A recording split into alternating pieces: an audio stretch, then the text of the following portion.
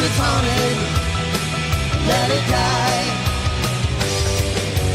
Storm clouds are in your soul. Now you have lost control. You're on a path to eternity. You don't even see it's a game. You fall into a dream while the enemy calls up your name. Let go of everything you ever wanted, of everyone you ever thought you knew. Let it die. I know you're sad and feeling broken hearted. You left your heart a house that's haunted. Let it die.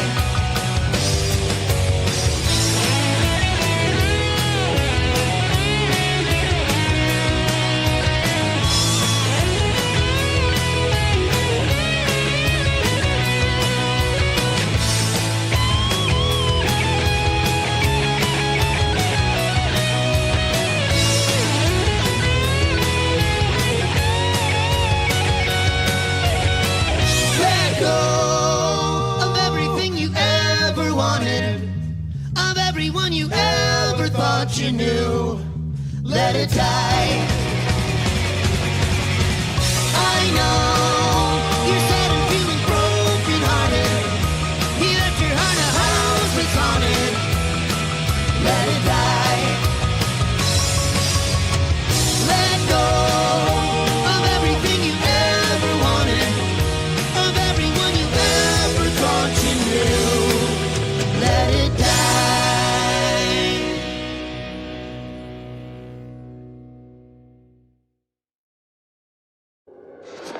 It's showtime.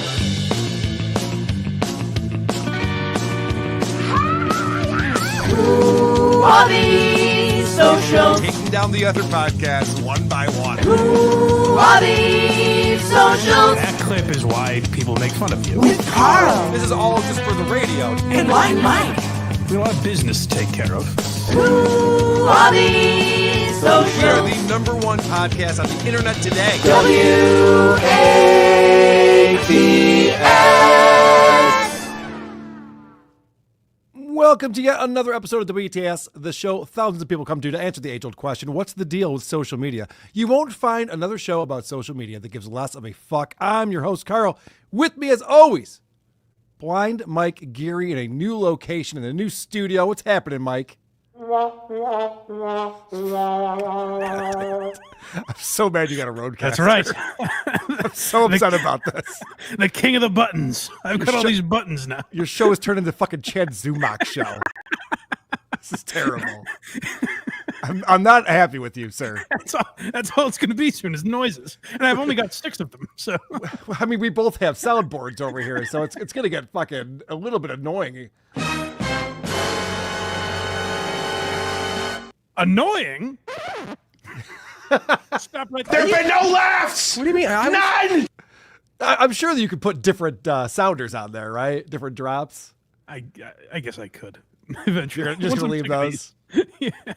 I said the ones I want are all either Richard Ojeda saying that Hitler's a great guy, or Bob Costas talking to Jerry Sandusky. Those are really the only drops I ever want. I don't know how often they'll come up, but That one's a good one, the Sandusky thing. You're saying you like being around children? Are you sure that's what you want? I'm paraphrasing, but... a rhythmic... my favorite thing ever is Bob Costas saying a rhythmic slap, slap, slapping, referring to anal sex of a minor. Yep. There are rumors going around that in order to fund the LOL suit, I'm now selling my bathwater, and that I won't read your super chats. The latter is simply not true. I will read every super chat that comes in. If you want to gift memberships or purchase memberships, we will recognize that. Also, as you guys know, I'm kind of a dummy. I don't read so well. So feel free to take advantage of the super tip system by going to supertip.gg/WATP. And that's where you can participate and interrupt the show and make it about you. And we do have some super tips that came in at the end of WATP yesterday that I didn't get to, and some new ones for our show today. Oh. So before we even get into banter, I'm actually going to go to the super tip system. Is that all right, Mike? Oh my God, this is unprecedented. I know. I should have given you a programming note on this. I didn't. It's kind of jarring. I'm worried people are going to think this is the banter, but I guess let's let it fly. It's not. I can promise you that. You have not heard a stinger yet for the banter, so that's how you know this is not banter. But KFT, Carl's Frosted Tips, coming in. Wop the t-shirt, wop the coffee mug, wop the beer koozie. The Carl doll, may the wop be with you. I was looking at ordering some koozies for our live shows coming up today. So we might have some new WATP koozies coming. Scooter coming in. SP isn't gone. She's just fishing for more guys to screw her while I watch. Oh, that's interesting. I don't know if you caught any of that, but Aaron's acting like Slam Piece is still his girlfriend, even though she has a dating profile that people found. Oh, well. But maybe that's what Aaron's into. I forgot about that. Who's Slam Piece? I've never heard of her. I have no idea. Yeah. Oh, you don't know who he is either. You should try that approach. I've never heard of her. I don't know. That's funny. I tried to get Mike on this little piggy tomorrow since you've been a big topic of conversation, but unfortunately not available. Unfortunately. Anonymous, $10. Thanks to MMA YouTuber Napoleon Blownapart for getting me on the Schaub hate train. His stand-up is indeed atrocious. Also, his kids wish that Randy Couture was their dad. If you don't like his, I would recommend Gringo Poppy. If you don't like his stand-up, you probably saw it. You'd be surprised. He was a little green during that. Yeah, it gets way better. Oh, so much better. Yeah.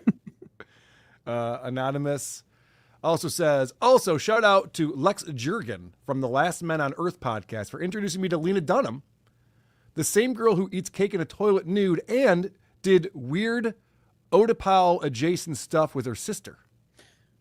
Yeah, what did Lena Dunham do? Put rocks in her sister's pussy or something? I don't remember. I remember that being a story when it came out. I recently reviewed a podcast that was behind a paywall for a long time, and then she put it out, called The C Word. And it's about how, like, some women are labeled crazy in society. Oh. Anyway, it doesn't matter. The reason why I'm bringing this up is because when I was making a thumbnail, I did the laziest thing possible. I called it Lena Dumbham. Okay. Was the title on the thumbnail. That's a good play on words. Can't believe it didn't get more clicks. Look at Wolfenstein coming in with $50. And Wolfenstein says $40 towards the goal. I like that, buddy. You got a sounder for Wolf?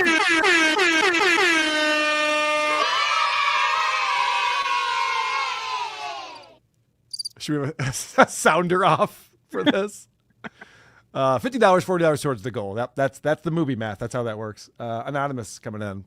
All right, Mike, next up we have Tom Myers with his latest political joke. Take a listen. Hello, I am President John F. Kennedy. This is what I sound like. Ha ha, wow, that was crazy. What do you think, Mike? Well, Carl, it's like I've been telling you, who are these YouTube VHDOs?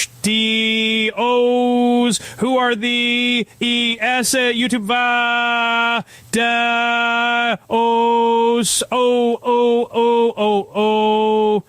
You have a beautiful singing voice, Mike. Did anyone ever tell you that before? Thank you. I appreciate it. Do any karaoke or anything like that? AI really brings out my pipes. For sure. Anonymous says, if you did not know, then why did you name the band the Isotopes? Yeah, I see what you did there. That's a good point. That is a very good point. That's a great. I just saw this on Insta. I don't know how old it is. I saw it on Instagram the other day. But Nick Mullen has a great joke about conspiracy theorists that think 9/11, like, you know, how you fold the dollar bill and there's a clue and stuff. And he's like, I like these people put together this intricate conspiracy, and they're like, all right, only one thing left: the clues.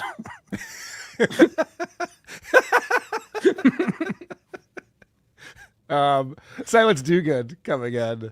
$10 says he does in fact read every super tip, even super tips about mortgage payments. Love you, Carl. Yeah, there's a lot of. I think I finally fucking got it. I think I finally got the 26 weeks in a year. So if it's every other week, you pay one additional month. He didn't explain it well, and also I don't understand how that would work. If it's due on a certain day in the month. I don't want to get into it again. Brendan Schaub and his financial wisdom from yesterday's WATP. It sounds like Brendan Schaub has his own goal. It was wild what he was talking about. I want to thank Tim Elliott for becoming a YouTube member. I'll let you know, because you are a YouTube member now, you'll get a bonus show between Mike and myself. We're doing a crossover on Tuesday coming up, getting back into Julia Fox's book and any other horseshit shenanigans that we feel like getting up to. I think we're really into her teenage years now. Finally, she's budding. Oh, yeah. All right. I think that I appreciate the support, everybody. Thank you for being here. Thank you for checking out the show and participating in it. It's definitely time for Banter World Order, BWO. That's right. On this show, we start things off by reading super tips, but then we get right into the banter section of the show, something that other podcasts, I can't believe, have not picked up on. You would think that this would be ripped off. You would think, but I don't know if any other hosts can do it as well as us. Just two real pals. You know, that's the missing link that a lot of podcasts can't duplicate. They might be intimidated by how good we are at banter. Probably so. Yeah. Okay. Now that's a good point, because I was wondering, like, this show is so popular, and we start off with banter, and even before the show starts, I see it in the chat. When it's banter, I'm here for the banter. It's what everyone's saying, and I can't believe that there isn't another podcaster going, that's what I should be doing, some banter. The other thing that might scare the podcast off, it's arduous to explain. They're like, I'd like to do that, but I don't know if I could. All the setup seems like a lot. I got to have all these stingers for it, and sounders. Yeah, it's probably too much. Well, Mike, I want to congratulate you on your move. Thank you. You are in your new digs. You built a new house. Look at you. That's right. Yes, all by myself. Amazing. It's fantastic. No, it is. It's very nice. Thank you. I'm out in the woods. Very excited. I had the lovely Craig Ironhead Coney over here helping me set this up. So I'm glad it went well. It seems like it did anyways. Now, I checked out your Blind Mike Project episode from Tuesday. Yeah. And I was noticing something, and I think Craig noticed it too. Your camera just moves. It just brings you out of frame. Did you figure that out? Have you fixed this? I don't know what happened. My only thought is maybe I was like hitting the desk or something. So my camera's on like a tripod right here. So it's able to move, I guess. I don't know what was happening, that it was sliding slowly throughout the episode the other day. But hopefully... Maybe the floors are uneven. Oh, who built this house? The same people who built Anthony Cumia's house? What's going on? What do you mean? Oh, no, he's falling. People in the chat think maybe the skirt is just messing with you. She's just That's also creeping possible. in there, tiptoeing in, and just moving the camera slowly. That would be a funny gag. Possible. Does she watch the show while you're live, while you're broadcasting? She does, actually. In fact, she was going to take a shower, and I said, you can take the boys in there with you if you want. Take a listen. Well, that's very exciting for me. I imagine, yeah. I have to tell you. It was. Yeah. I'm blushing. Right. She tends to listen. Now, big news in the month of August in 2025 has been Howard Stern and the new contract or lack thereof with SiriusXM, because his current contract is up at the end of this year, and no one listens to his show anymore. So why the fuck would anyone resign him? Yeah. I love the people who all say like, oh, Howard does this every year. He fucks with the audience. It's different this year, man. No one's listening to his show anymore. Is it different than 5 years ago, though? I think so. Yeah? Like significantly? Well, remember, that was before COVID. Was that his last contract? Do I have that right? Yes. 5 years ago? Yeah. Yes. Yeah. Yeah. So no, you're right. I think it's significantly different. People that weren't driving in their cars realized they could live without them, probably. So yeah, maybe there's something. Oh yeah, that was the rise of YouTube podcasts. Everyone's just kind of sitting and staring at YouTube all day. So everyone started doing fair. Videocasts, including me. I started doing a video cast. I think I'm one of these people that have said Howard does this all the time. I think the reason that theory has been fueled is more that like I think Sirius is paying essentially for the archives, and they're like, yeah, if you want to do a show another three days a week or whatever, that's fine too. You know, like it's something to have it's something to have him there live while also having those two channels, because once he goes away, maybe some of the mystique goes with him. Like, are people going to Sirius XM to listen to Howard 100 or Howard 101 if he's not there anymore? That's what I was just about to say. I don't think the archives are driving anyone to the show because they have edited them so heavily. You're not getting the great Artie years. You're not getting the Gilbert Gottfried things. Instead, you're getting the celebrity interviews that no one gives a shit about because he's curating it for this new audience, the soccer mom audience that he has. Do they play anything from terrestrial radio? I think so, yeah. So, but just interviews? Oh, they probably have some bits, but I guarantee Stuttering John's not on there. Right. Or Artie. Or Artie. I guess maybe they'll play some like Jackie stuff or Billy West. Like, what do they play from those days? Yeah, I don't know if they do any Billy West stuff. I don't really listen to Howard 101. I have Sirius, but I don't listen to it, so I don't know. Yeah, I'd love to know what they play from the glory days. But listen to this. This just came out today. This is published on page 6. It says, inside Howard Stern's desperate bid to stay relevant as firing rumors rage on. This is a story that just won't die. It says, hey now, Howard Stern and his team were reportedly behind recent rumors that his job is in jeopardy. Now, this was Eric Nagel's theory, although I think I'm taking credit for it. I think this was my theory. Go for it. Sure. It's not my show. I can take credit for Yeah. it. But yeah, that was the idea, is that they're the ones who leaked this weird story that all of a sudden inside sources are saying they're not going to come to an agreement because Howard's going to want too much money and all this weird stuff. And I think it backfired on him miserably because he wanted people to be like, no, Howard, you can't go away. We need you. Serious. What are you doing? Offer him the money he needs. And instead everyone went, good riddance. Get the fuck out of here. Don't let the door hit you in the ass. That really, I mean, we've talked about how out of touch he is for a decade, more or less, but like that really shows you how out of touch he is. The idea that he thought, what was the call you played? There, I think from the Lars Ulrich episode where a guy calls in and says like, my Howard, my king, obviously a fake call. But what's interesting to me, even more than them doing fake calls, which is crazy, but like the idea that they would script someone saying something like that they would have in the 90s, like thinking that guy is still out there is so delusional to me. And it's a guy in the back office. It's a crystal clear phone call. It's just not how phones work. Right. The allegedly desperate hoax was meant to make the Howard Stern Show host, 71, relevant, the Daily Mail reported Thursday. They're desperately trying to make this thing go viral, try to boost his numbers for the return in September. An insider told the outlet. It's all insiders with these articles that come out. His numbers are down so low that they're trying to get people to tune in to see what he's going to say about getting fired from Sirius. The deception was allegedly something they came up with on a viral scale to get people to tune in again, since Stern's numbers are pathetic.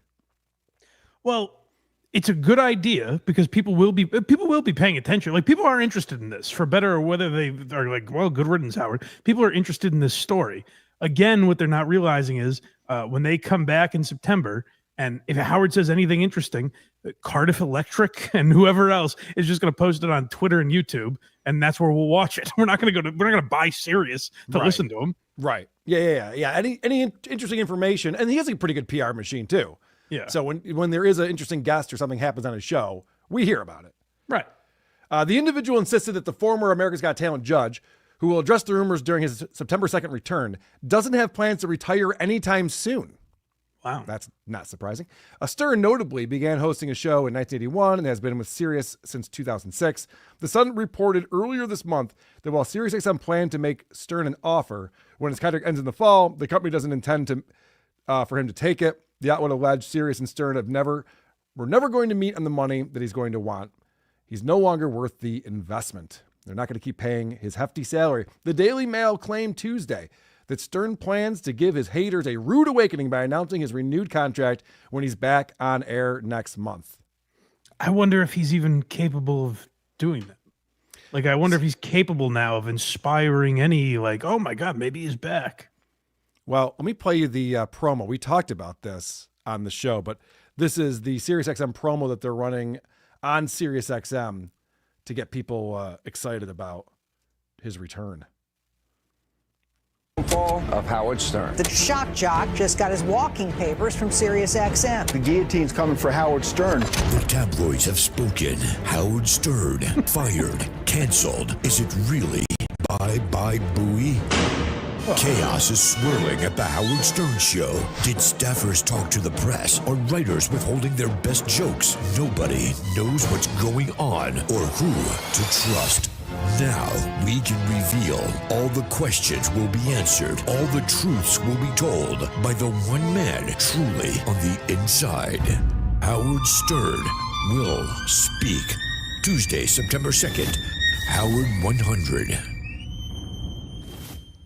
The downfall of Badass. Howard Stern. That whole thing where are writers withholding their best jokes? Like, that was a goof, obviously. Yeah. Like, well, I got some really good jokes, but I'm not going to give them to Howard because he's going to just retire and I'll use them somewhere else. It sounds cutting edge. Well, here's the thing, too, that I think people forget a lot with Stern, and that I think of just going back and listening to breaking down old clips, is like Howard, for how innovative he was and how edgy and shocking he was at the time, a lot of that stuff now it comes off as corny. And Howard's sense of humor didn't really have, like, you hear it a little bit in that thing, like, is it bye Bowie? It's like, it's like just cornball kind of cheese dick shit, or at least that's how it seems now. Like in 1988, it was probably hilarious. You know, like, I get that. But now I don't think Howard's comedy even aged well. So when he's trying to be funny and putting effort in, I don't know how great it comes across. It's terrible. He's got a staff of 95 people, and this is what they come up with? I don't know what they do over there. Which, by the way, I think for comedy is a terrible thing. Like you saw that with Colbert, too. Like, way too many cooks in the kitchen. Like, you don't have one central idea. You just have 40 different perspectives banging their head, or 95 different perspectives banging their heads against each other. So, Opie had a hot take on this, and he posted it on TikTok. So I wanted to show you that, and I have some ideas. I'm interested in your take on this as well. Okay. Big news today is that Howard Stern on September 2nd is going to announce he's going nowhere, and he's going to have another giant deal for SiriusXM because there are a bunch of cucks over there, and they're just too scared to turn the page and move on. Oh my God! That was an actual TikTok that he posted. That 17-second video. It's amazing. We always say with politics, he's so wishy-washy. Even on something he might have insight on, he doesn't have a fucking opinion. Well, no, what his take is, he has an inside source that has told him that on September 2nd, Howard's going to come back on air and say, I've renewed with Sirius. You know, I have a new contract. I'm not going away at the end of this year. And I said this on WATP yesterday. I'm going to say it again. There's no fucking way that happens. That doesn't make any sense at all. Why? If that's true, let's say that they've already inked an agreement and they have this all figured out. Right. Why wouldn't Howard drag this out for months? Of course. Yeah, right. Even if it's staged, you would have to drag it out. You'd have to drag it out. But also, it'd be really stupid to re-sign with Sirius and not explore Netflix and HBO Go and whoever else might be interested in Howard. Now, maybe they've already explored those options. They're not there. Very possible. I just do not see a scenario where Howard comes in on September 2nd and goes, hoo, Robin, I got a new deal. All over. Go. See you later, guys. Yeah. Thanks for tuning in for a few minutes. I'll be here for another 5 minutes. It's fine. And Opie's take is so weird. He's obviously hurt. He's still hurt about his experience at Sirius and the way they fucking threw him out. Well, that was more my thought, is that like that sounds like it was the same way he would bitch about management before, like 15 years ago, you know, where it was just like, oh, well, they cater to Howard. And it's like, I think it's a different world there now. It's got to be. They brought in Caller Daddy and the Kelsey brothers, and was the other one they threw a ton of money? Oh, Conan O'Brien, Smartless. Conan. Yeah, they threw a ton of money at all these people. Howard is not the darling there anymore, which I think is what's kind of being proven by these rumors. Howard's not even brought up in shareholder meetings. Right. That's the idea crazy. That they're scared of Howard, I just don't think is true anymore. And why would they? That's an insane thing to say. I don't understand where Opie's just like, yeah, these cucks in management can't even tell Howard that we're not going to pay you money. Like, oh, if he wants it, just give it to him. That's just not how businesses work. Because Opie's living 15 years ago, where it's like if they said Howard's name, they'd get a talking to, and that's the world Opie lives in. Opie doesn't know anything that's happened. Much like Howard, oddly. Like, Opie lives in this isolated bubble where like there's no new thing in Opie's world. It's just what he knew before when he was engaging with human beings. Yeah, he's still anytime he references a podcaster, it's always Joe Rogan. Mm-hmm. He doesn't understand this world that we live in at all. No. And this whole thing where and I'm shocked that Opie doesn't understand this part. He thinks that the reason why Howard gets summers off now and all this vacation time is because management's scared of him. The executives can't say otherwise. Howard's just like, yeah, this is what I'm doing. See ya. Because he was complaining on his show, on his stream, about how, why wouldn't they force Howard to come back now and address this? Like, this is the time to do it because he's not making as much money, so he negotiated more time off. Sirius is not spending the kind of money people think they are on Howard Stern. They'd be stupid to. And I hate the idea that Opie does that, where he's like, I do it because I love it. Like, he started spinning that now. Yeah. It's like Opie was the guy. I remember Anthony and Jim coming in on Fridays, and what a glorious day that was, because Opie wasn't coming in Fridays in the summer. Like, he stopped doing Fridays in the summer. And then eventually the show, like the last year of the show, they collectively weren't doing Fridays anymore. And then when it was Opie and Jim, Opie took an entire summer off, and it's why he lost his deal. Like, this idea that, like, Howard's lazy, it's true, but like for Opie to act like he's also not is crazy. He took all of August off and had to re-sign a contract right after that in September, and lost the morning show. They put him in afternoons with Vic Henley to never be heard from again. Well, that's because Sam Roberts stabbed him in the back, obviously. Oh, right. Maybe the summer thing affected it. I forgot about that. Well, since we're talking about any other thoughts on the Howard Stern stuff? No, that's pretty much it. I think September 2nd will be wildly uninteresting, but from like our perspective, very interesting to watch how he handles, like, the master of this. I think it's going to be an abomination what he does on September 2nd.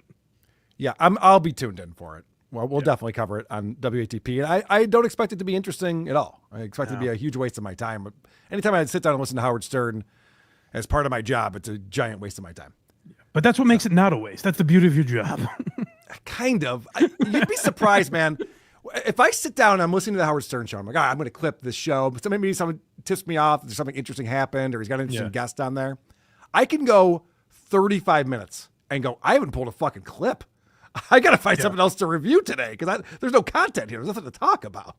That's going to be the bummer of being a Howard fan. Like, me, like, because Opie, I love the Opie and Anthony show, but Opie was never my guy. If I turned on Anthony or Jim now and they were doing what Howard does, it would be demoralizing. Yes. I don't think I could clip it. It would be like sad. Right.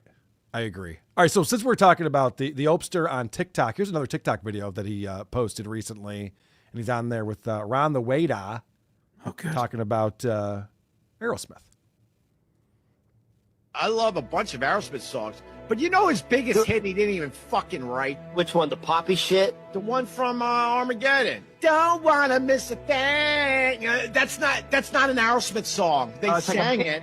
Dude, that's like a boys band lyric. It's a massive hit for Aerosmith, and Joe Perry hates it because it has nothing to do with them or the band, and he has to sit there and play goofy guitar on it.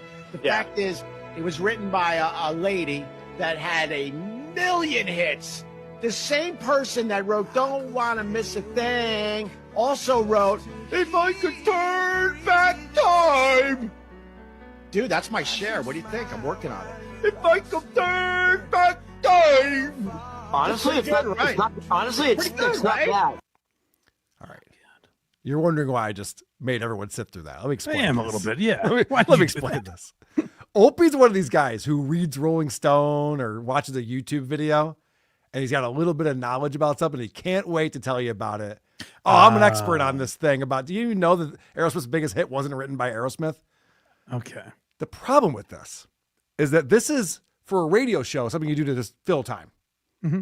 Yeah, I read an article. I'll tell you about it. You're just filling time and just wasting time on this. Sure. Which is fine for a radio show. Opie then takes that segment from a show that's killing time and posts it to TikTok. I think because that's what Opie thinks is really interesting. I remember someone reminded me of this. I forget what I was talking about with Opie recently, but someone reminded me of this. They were like, remember this segment of Opie and Anthony where they realized he read something off a menu and he presented it all as like a fact of his?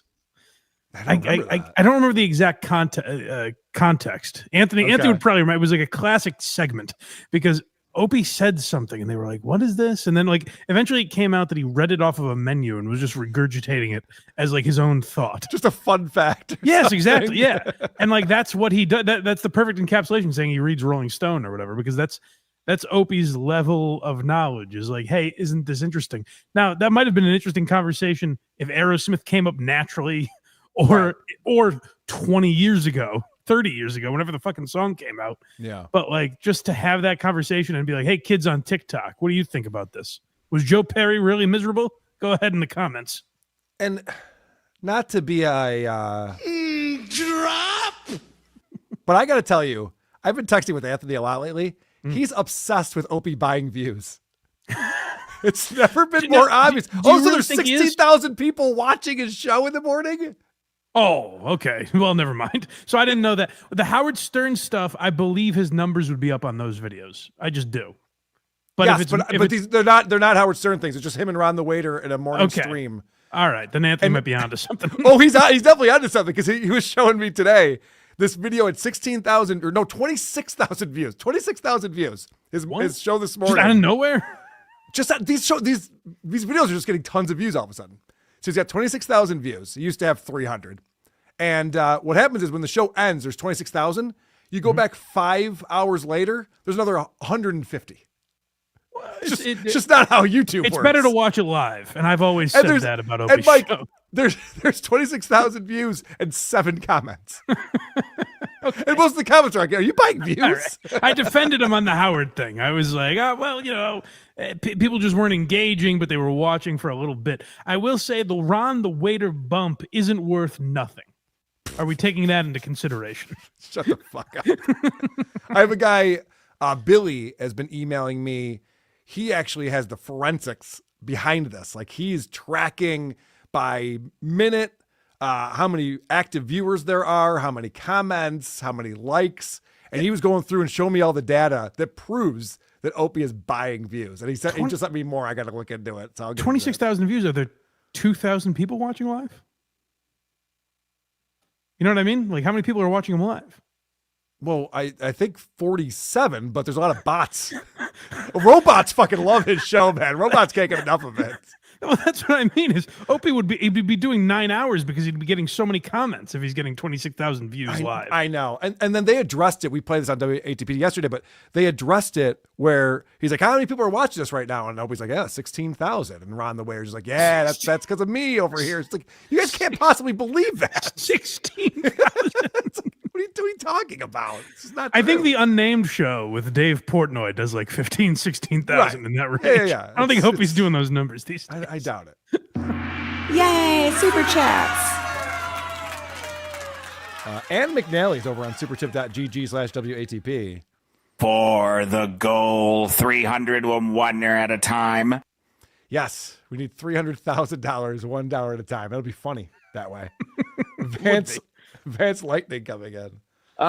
This one's for Carl. Funny thing about weekends, when you're unemployed, they don't mean quite so much, except you get to hang out with your working friends. Spaghetti Western by Primus. Very good. Nick R. coming in. For your excellence in bantering. Oh, look at us. We're earning $10 for our bantering today. Oh, thank you so much. I think we earned it. It's pretty good If you stuff. need to make up that 300,000, go into Opie's live chat and have everyone give you $1. That'll be pretty quick. That's where the audience is. Yeah. I'll just post my GoFundMe in there. Johnny Credits coming in. Why is my lips purple? It's not wine, you dumb fucks. Liquid codeine and grape Jolly Ranchers, you cracker-ass honkies. The purple drank, Scissorp. Grape soda and Houston in the empty beach house. Sounds fun. There's a lot of theories about the Opster. I can neither confirm nor deny. A little $10. Can you invite Woke Dad on for a live interview? I'd buy a pay-per-view to see it. If you split the proceeds with him, he can make the money for trans kids or just keep it for himself like he tends to do. Win-win. Yeah, it'd be nice. We've scared about the internet. He's not going to come on our show. Get him out of hiding, yeah. Come on. There is a new Woke Dad video we have later on today. Yes. Stephen Bravo became a YouTube member. Thank you, Stephen Bravo. Welcome back to the YouTube. I miss old Howard Stern, $5. This is Howard's first negotiation without Buchwald, and he could fuck this up. That's true. I've heard that guy was a shrewd son of a bitch. I think he'll be missed. Yeah, I think they're already fucking it up. Sean, the producer, $5. So the reporter who wrote that article on Opie's inside source, oh my gosh. I wonder if that's the article that Opie was talking about. He had a reporter reach out to him to say that Howard's going to resign. I was going to say maybe it was Chauncey Hayden, but I don't think Chauncey's a big fan of the Opster. No, I don't think so either. Chauncey's the one who came out and said that it was Richard and Sale who leaked the information to the New York Post. And who do we have on the show? Shuley goes, there's no fucking way. Those guys would never do that. Yeah. Jay Loiter, $5. Mike, love the new studio, but I was curious why you are surrounded by birds. Some of them scary looking. Oh, God. Don't tell me that. You'll be fine. All right. I'll keep an eye on them for you. They haven't bothered me yet. Is that a phobia that you have? I have a healthy fear of birds. Healthy. I respect anyone that has the gift of flight. Man or beast. I don't know what to make. I have of the same that. fear of pilots. Don't know what to make of that. Okay, that's fun. You ready to play a little guess the sound? I'd love to. For my new disc. And Mike, guess the sound from this clip that Carl has found. Guess the sound comes in from JCOD01 in the Discord. And the new rules are I'm going to play it without anyone seeing it. So everyone can play along at home or as they're watching YouTube. And then you get to ask me 2 questions. I think yes or no questions. Because that would be ridiculous. You're just like, well, so what's going on here? What's the video? Yeah, right. Exactly. That would be weird. All right. So I'm just going to play it first. And then I'll show everyone. And we'll play it again. But listen closely. Oh, that hurt. Oh, oh, oh, oh,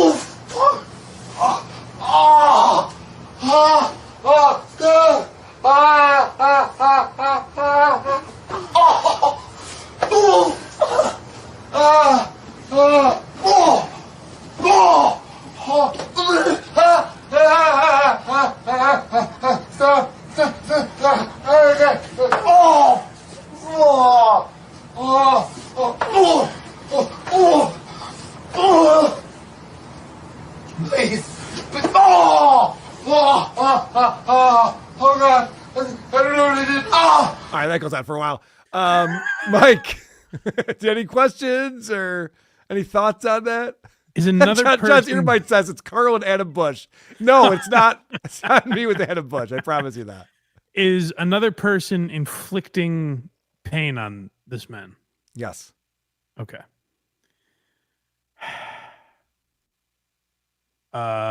Does the person inflicting the pain have a weapon? No. No. All right, we're gonna check it out again. I only got 42 seconds into a 1-minute video, but it doesn't change up that much as you can tell. All right. Now the people watching can see what's going on here. Oh, that hurt. Oh, oh, oh, oh, oh, oh, oh, oh, God. All right, you get the picture. Mike, guess the sound. Boy, I'm going to guess he's having something done to him genital. There's some really related. funny guesses in the chat. Carmix tried to whack off. That's not far from what I'm guessing. This man. I'm sorry. Yeah. Someone is hitting this man in the genitals in some regard. Oh, this fucking man's got it. All right. You are a winner, my friend. They're in some kind of dojo. Oh, shit. Why am I even using my soundboard? I forgot you're the king of the soundboard now. That's right. Congratulations. They're in some kind of dojo or something, and she's dressed up as a karate guy, and nice. she is kicking the shit out of this guy's balls. It sounds kind of like he's enjoying it a little bit. I think he signed up for it. He's not defending himself. Good. This is with the person who posted this. He's like, make Mike guess the sound and the fetish on this one. It was pretty close. Nah, you got it. You nailed it. Congratulations on that. Thank you. Let's check out some music. Who are these music? Who are these music?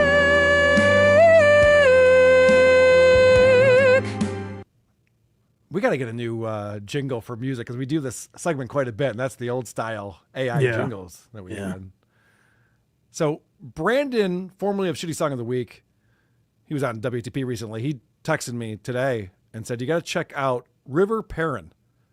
His YouTube name is Poke Jedi Trek. He says he has over 500 cover songs on YouTube, and it's definitely worth the listen. And he sent over his cover of Man in the Box. You familiar with this song? I don't think so. It's Alice in Chains hit. Okay. I'm sure you'll recognize it when you hear River's take on this song. I'm sure.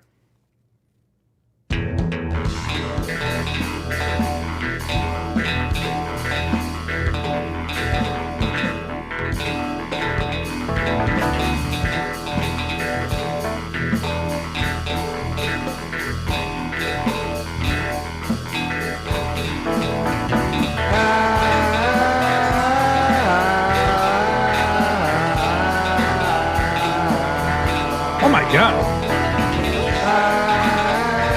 You remember what song this is now? I realize what song it is now. Yeah, That's yeah. inscrutable.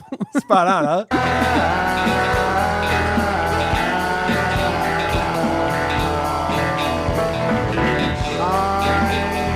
The man in the box. Buried in my pit. All right, I better pause it now. I don't want to get taken up for copyright claims from Alice in Chains. Is that the original version? It might be. What the hell was going on there? What as I always say, what I like about these guys is like just listening back to that and going, and post. That is good. It's exactly how I wanted it to sound. Over 500 cover songs. But Brandon would know because Brandon's the guy who brought Patrick Michael on his show, Shitty Song of the Week, and played Patrick like music that's that bad that Patrick was playing drums on. And Patty Seacups goes, I don't get it, man. I think it sounds pretty good. What do you mean? Nice. He's bobbing his head. Right. Perfect. So it is weird how certain people just can't recognize they have an ugly baby. Maybe that's a good thing. It's impressive. That's where I always say lack of self-esteem can be a good thing. It keeps you away from Greenland, which is nice. Because if this was how good I was at music, I don't know I'd still be here. I don't think it would go well for me. No. Thaddy Joe, who's sent in some suggestions, he's a listener. He says, a few years back, I used to make music, and I thought you and Mike would get a kick out of one of my hits, Shit Dick. Okay.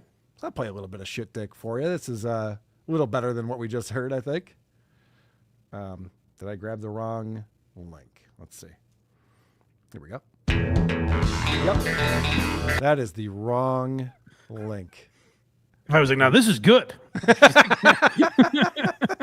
Mike knows so little about music. Like, whatever you say, Carl. If you think this is good, then I'm going to do it. No, I'm a big music guy now. I don't know if you've heard. Hey, man.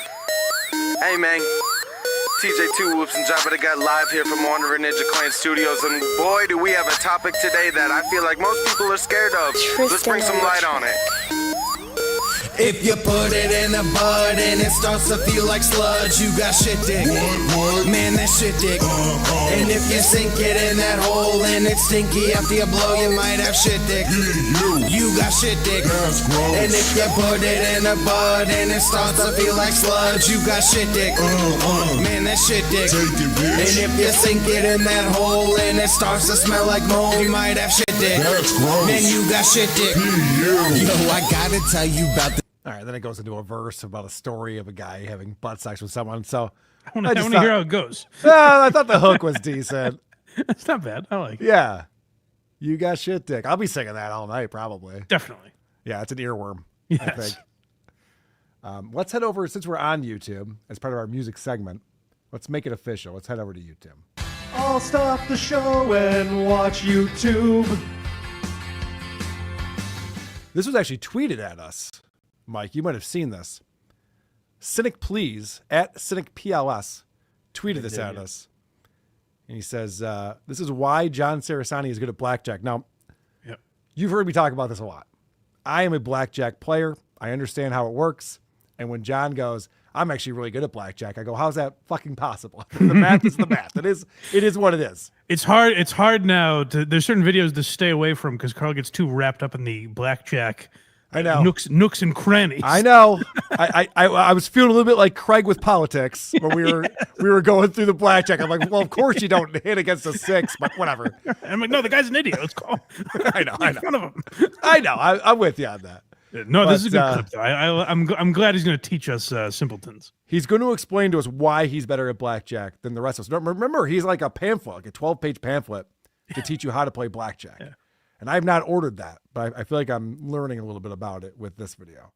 You're someone that you were a good blackjack player. That was your thing. But now, dude, you're like one of the best, if not the best in the nation. I think I'm the best there ever played, to be honest with you. People will question that. Well, what does that really mean, being the best blackjack player? Well, I'll tell you what it doesn't mean. It doesn't mean memorizing the basic strategy chart better than the people next to you. It doesn't mean card counting. You better have that down, buddy. Don't play blackjack if you don't understand basic strategy. A group of mathematicians back in 1956 had an actuarial chart, and they said, okay, listen, if you have a 9 and the dealer shows a 6, do this. If you you have a 5 or a 15 and the dealer shows an 8, do this. And there's all these different scenarios and you memorize the chart. It's a little grid, but that came out in 1956, Jeff. I'm pretty sure casinos have kept growing and getting bigger since 1956. So yeah, I mean, the thing about this chart, I do have it memorized. The thing about this chart is that the casino still has the edge, but this is what gives you the best chance of winning each hand that comes in. So John's going like, yeah, mathematicians figured this out in 1956. Math hasn't changed. So it's still correct. So this is where I'm like, okay, so what is this solution that you have? He's going to explain. Please, yeah. Yes. So that alone ain't going to do it. If you do it properly, the casino's advantage on you is less than 2%. However, their biggest edge is that they're a building and you're a human being. They have more money than you do. So when you lose 2% and that edge over time, the fact of the matter is it don't go in a straight line. It goes like this. 999 out of 1,000. When they go to a casino, they didn't bring enough money to withstand that drop. Another good portion of them, the same people for the most part, aren't smart enough to stop playing when it's up here. It took me 26 years to figure this out, and I finally freaking did. I put it in a manual. Rest assured, I do not give one or not if you buy the book or not. Okay, guys, I really don't. However, it will help most people. Okay. So his solution, this is crazy, Mike. He goes, what you need to do is just have way too much money that you're ready to gamble with. So if you lose a ton of money, just keep playing until you win it all back again. What people never tell you is the house always loses if you stay there long enough. The strategy is to never stop until you get up again. Yeah, just keep playing over and over again. That's crazy. It's idiotic, especially that he's telling this to like the common man. Yeah. Like, by the way, people go broke like this all the time. Yeah. Oh, like, yeah, this is terrible advice. Like rich people go very broke like this. But to tell people with like 9 to 5 trying to get out of their W-2 jobs or whatever the fuck, to tell them just keep gambling. And then eventually you'll be up.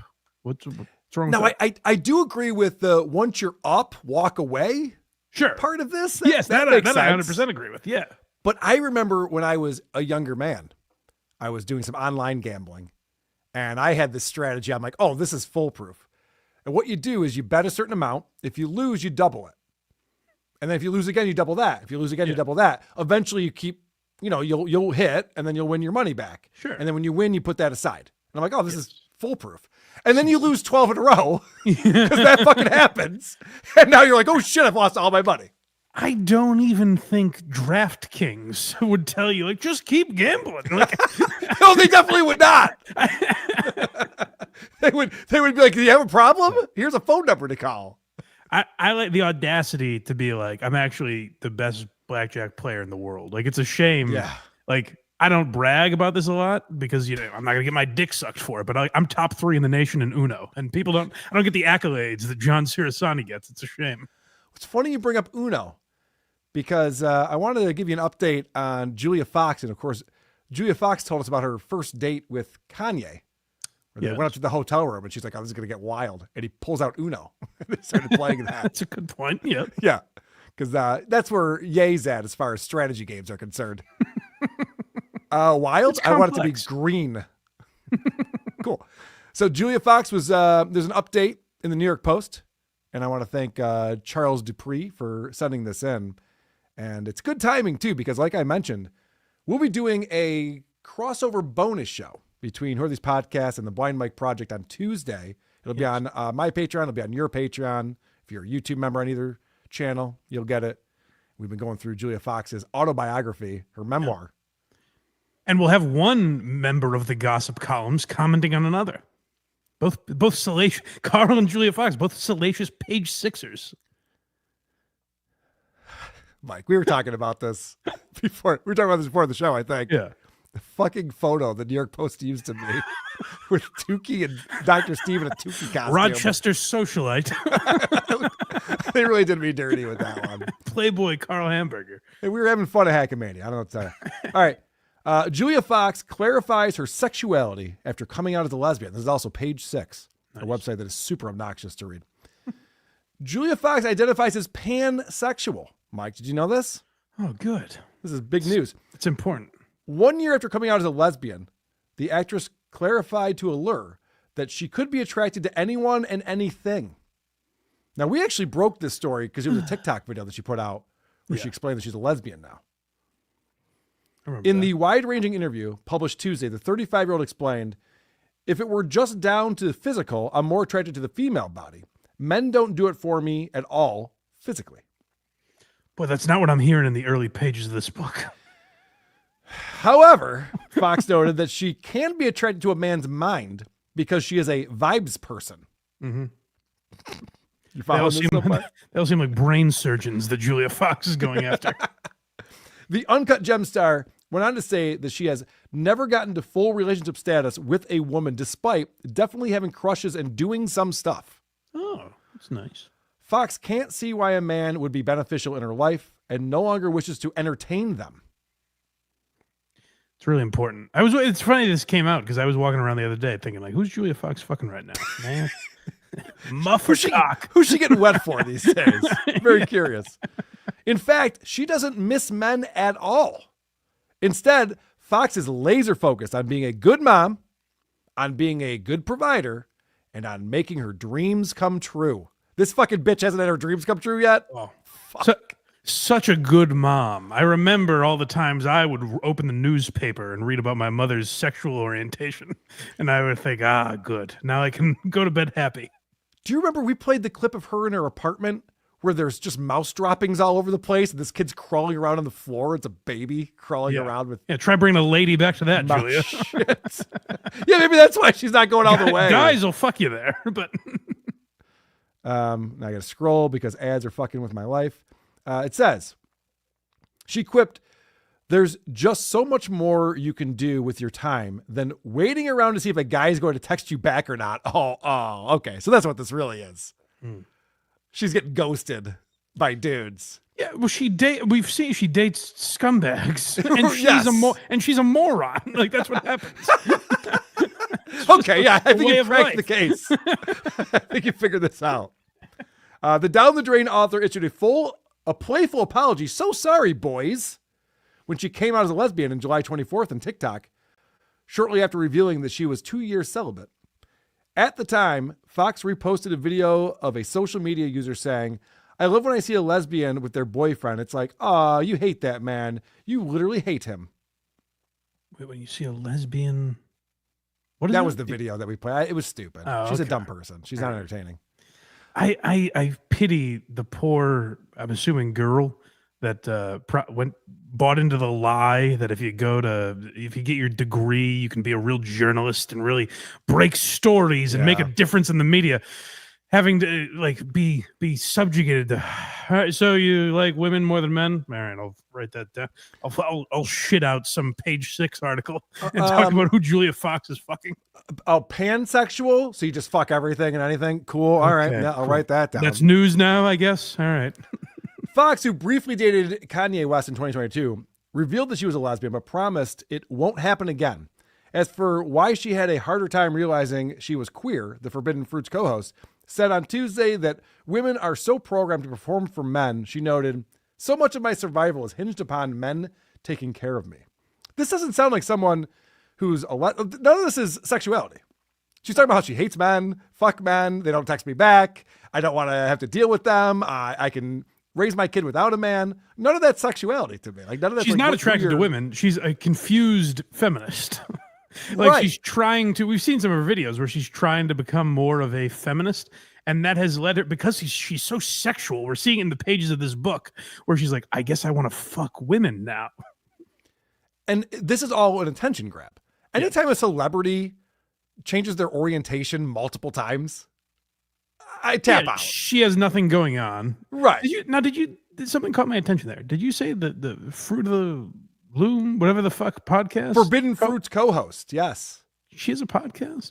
I've covered it before. Oh, you have? Okay. I don't know if it's still active, but I know I've done it on the Drew Lane show. I don't know if we've done it on WTP proper, but yeah. Okay, all right. I might have to look into seeing if that's still functioning. Yeah, we should look into that, actually. That's a good call. Yeah. The book has just been fascinating. If you're not checking out the bonus shows, you need to get on this. We have a whole series of us breaking down her book. What are we, 3 hours in at this point? Something like that. There's too much Julia Fox to go around. I'm not even done with the book, and I'm like, there's a podcast? Right, I know. We can't get enough. Well, then Sleep on it in our Discord posted this, and there's another update from Julia Fox on people People Magazine says, Julia Fox regrets undergoing cosmetic surgeries to appeal to men. I wish I could go back. Oh, God. She says, I was so hung up on the idea that I needed to be attractive to men so that I could survive, she told Allure. Now, she's not attractive to men. The funny part about this is that she's hideous. We got it, Julia. You hate your dad and you dated some assholes. Right. Move on. So, yeah, I mean, whatever. Plastic surgery regrets. I don't want to give this any more air than it needs. It's fine. Well, she was like the hot girl in Uncut Gems, right? Wasn't that Yes. basically the only reason she was in that movie? For sure. Yeah, that's something going for her, right? Yeah, it's great. That's only 10 years ago. I know. I love that that's still like her credit. Her first credit is Uncut Gems. Yeah. Adam Sandler's made how many movies since then? 32? One better than the next. Wow. Yeah. I can't comment on that. I still haven't watched Happy Gilmore. I've not heard anything good about Happy Gilmore 2. Well, if you like clip shows, you'll enjoy it. Yeah. I hear there's a lot of family members, a lot of Adam Sandler's family members. I honestly don't even give wife. a shit about that. That's whatever. Like, he puts all his friends in his movies too. That's there true. could have been a good movie there, and they're just. But his friends are talented though. That's why he puts them in there. Like, yeah, they're comedic actors and stuff. Yeah, he wants to give his kids a shot. I think Sandler's a good guy who just stopped making good art. I'm sure he's Yeah. fine. All right. We're going to go over to Instagram in just a minute, but first, Yay, super chats.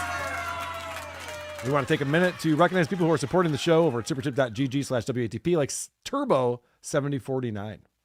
I wanted to send a special thanks to everyone who watched and sent their best wishes for my last ever appearance on the Kirk Minihane show. I'm out of the Miniverse and into the Dabbleverse, full baby. Nice. It's not true. It's not true. I'll be back. Oh, okay. Well, I just heard you say it, so I assume that was true. Count Drahoon presents $20. Thank you very much, Count Drahoon. I live for the banter and woke den. Here's some clams for the legal fund. Keep doing the Lord's work. Thank you very much. Much appreciated. The Cope, $5. This River dude needs to get back to writing up the auto shop syllabus for next semester. This River dude. What was that? What were we doing? That was something. It might have been this guy singing or something. Maybe. You said River. You were introduced someone as River. Oh, yes. I'm sorry. That was his first name. River Perrin. Yes. Okay. Thank you. Auto shop syllabus for next semester. He's a shop teacher. That makes sense. Okay. Were you going to say something, Mike? I think I interrupted you a second. I was going to say that I like imagining Stuttering John sitting at home, and every time you get a super chat where someone's like, "This is for the legal fund," John's like, "I can take a percentage of that," and write it down. Oh yeah, you think he's doing like expert accounting on all of this? Yeah. It's very possible. Unfortunately, John will not see a dime of this money. Only my attorney will see it. Sorry, John. You lose again. All right, let's head over to Instagram.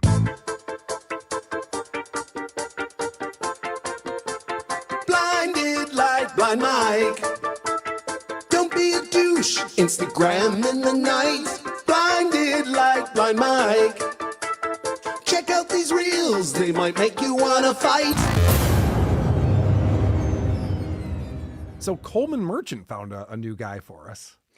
Not so much a new guy. I suspected you might not recognize him. Oh, okay. Because it shot a little better. Remember, Isaac. I mentioned last week. I said, I remember that guy. We didn't even really know his name. He was just a bad stand-up. And Coleman Merchant said, "Boss, I saw you put up the bat signal. I got him." He found him, and he's upped his quality a little bit. He sounds a little better. Okay.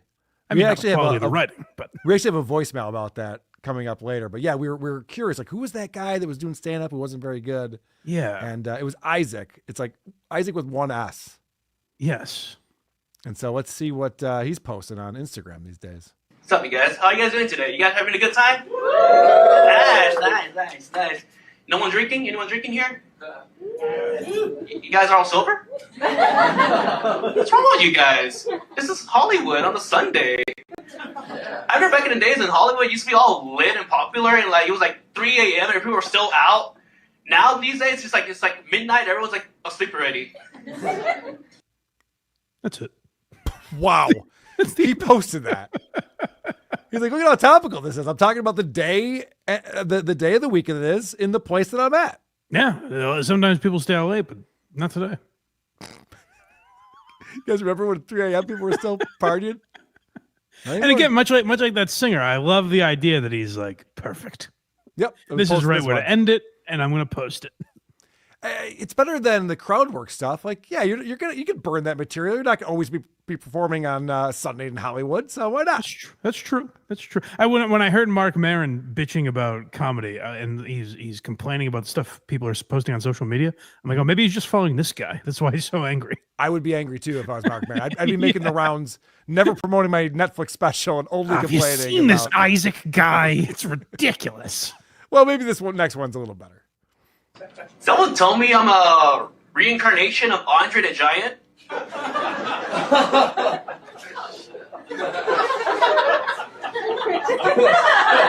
He's raising his hand. Just because the day he died was the day I was born. True facts. So if you guys really believe in reincarnation, yeah. What's amazing about that is he got laughs off of like presentation or confidence. Or I don't know why people start laughing when he's like, people say I'm the reincarnation of Andre the Giant. I guess they think it's like a joke about his size or something. I don't really know why they're laughing, but he got laughs. And he's like, oh, no, just because like there's a coincidence about our birthdays or the day he died and I was born, whatever. No, I'm also not buying that people would say that because they'd have to know his birthday and Andre the Giant's death date. Like that's a good point too. Who knows this information going into it? Hey, I don't know if you know this, man, but you were born on May 7th. You must be of that year. Right. Well, wait, what time were you born? Okay, that would give him enough time. Yep, that's plenty of time for him to jump into your body. I didn't even catch that part that other people are saying it to him. It's so stupid. Oh, Isaac, this guy's stand-up sucks. Yeah, so he's back. So I will keep an eye on him now. I won't lose him this time. Thank you. I appreciate his style of comedy. Yes. While we're on Instagram, there was a kid who ran onto the field during a Padres game. Okay. Megan, our review girl who lives out in San Diego, posted this in the Discord server. And apparently, this kid who ran out onto the field is part of this Carlsbad kickboxing club. And so they posted this video on their Instagram. And the caption is, "Live your life, chase your dreams. Frankie Swartz, follow him," with a link to their TikTok. Oh. And this is him giving us a nice life lesson, this little kid. Hi guys, my name is Frankie Swartz, and I was the Padre fan who ran on the field last night in our win over the San Francisco Giants. I want to support Carlsbad Kickboxing, my gym, and I just want to say, live your life, chase your dreams, take stupid bets. Thank you, Tatis, for linking at me. I saw you. I know you didn't want to get in trouble. Yeah, it was definitely worth it and fun. So you could probably hear that they were showing the video of him getting tackled and then escorted off the field. And I don't disagree with the sentiment here. It's like, yeah, live your life, chase your dreams. Great. But running out of the field and disrupting a Major League Baseball game, we don't need any of that. It's really not. He's having fun, you know? Bodysuit man. Listen to the couple of comments that came in underneath this post. Wow. Note to never send my kids to this gym. It's the first comment. And then I hope the entire family gets banned from Petco. Yeah, the family, that is the weird part of this. The idea that it's like, live your life, kid. Just fucking they're celebrating this ruin awful everyone's behavior. day. Right. Do a thing that is illegal. Like, I'm sure it's fun. And I'm sure the kid didn't get in too much trouble for it. But like, it is illegal. Next week he'll be standing in traffic. Living his life. Chasing his dreams. Just live, baby. Don't let anyone tell you no. So, that's a ridiculous thing to reward, in my opinion. But I don't like baseball games getting stopped. I want to see the next pitch. That's fair. But they're so much quicker now. You can afford a few people running on the field. They really are. Baseball flies by now. Yeah. Which I appreciate when I'm watching the game. But if I'm at the game, I kind of want it to drag out a little while. Legitimately, they said, I think that was a problem they were having, is like sales of beer and food were down because the game was flying by. They have to be, yeah. It makes nothing but sense. People are probably getting there on time now, which is weird. Seeing the first pitch. All right, let's head over to TikTok. TikTok society by the Chinese to fuck up the minds of our youth and some other people too. So let's talk quite a lot about these TikTokers we stalk and know. Oh, TikTok fucking blows.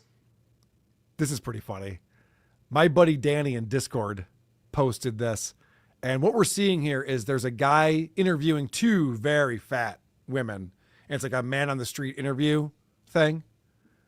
And I love this question. And I love where this goes. You two women from Scotland. It's Wales, actually. Okay, are you two Wales from Scotland? Brilliant. I mean, that's just a great joke. That's just brilliant. Two ladies from Scotland. It's Wales, actually. All right, you two Wales from Scotland. Maybe Very he knew funny. that before, but if not, that is stingingly quick. That was very good. That's very well done. I want to give you a quick update on Hilaria Baldwin.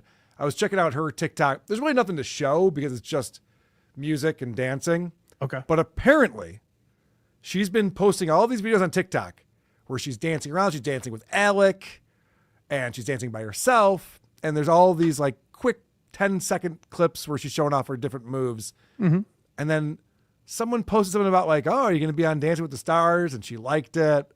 Oh, yeah. They were There's pushing hard for rumors. this for a while. Yeah. There's rumors going around that we're gonna have a Hilaria Baldwin Dancing with the Stars. If you're Alec, I mean, maybe he has no sense of reality either at this point. But why would you look at this woman and be like, I need to get more eyes on her. She needs to be a star. Like, why are you the reality show and trying to get her more followers on Instagram? Why are you indulging any of this? You must know she's a train wreck. Mike, are you familiar with being pussy whipped? Okay, yes. Familiar with this concept? It can't be that. Guys say this all the time. It can't be that much better than any other hot broad Alec could get. Yeah, that is. But he's an older interesting. man now, I suppose. I was gonna say she's what 30, 40 years younger than him. Maybe I guess, yeah. No, 30's about right. 30's probably about right. Yeah. Still, I don't think it's worth humiliating yourself if I'm Alec. I don't know. He seems to enjoy it on social media because he's involved in everything she's doing. But oh yeah. He goes on his well, now they have a combined channel on Instagram, which is really embarrassing. But he goes on his channel and goes, guys, you got to follow my wife. She needs 1 million followers. Well, which is humiliating. I've got good news for you, my friend. Circle your calendar, September 17th. There's a little something you're going to want to follow. Oh. There's a podcast titled Growing Up Together, I think. And it is hosted by Hilaria Baldwin and their, I don't know, 12-year-old daughter. Oh, no. Oh, no. It's going to be bad. And they're having on other parents and kids as guests. Oh, shit. Yeah. Oh, this is exciting. Yeah, I knew it would be. Yeah. Oh, God. If it weren't for this lawsuit, I could never talk about Stuttering John again. Wow. This is the shot in the arm we need, baby. This is great. This is now, great news. In all likelihood, it lasts 5 episodes. But there's hope. You know, we can hope for something. If we can get people to rally behind it, yeah, maybe we could get it running for a little while. Yeah. Do I have a Joe Matarese stinger? I feel like I do. There was a time. Oh, you do. Yeah, I do. You do. Joe.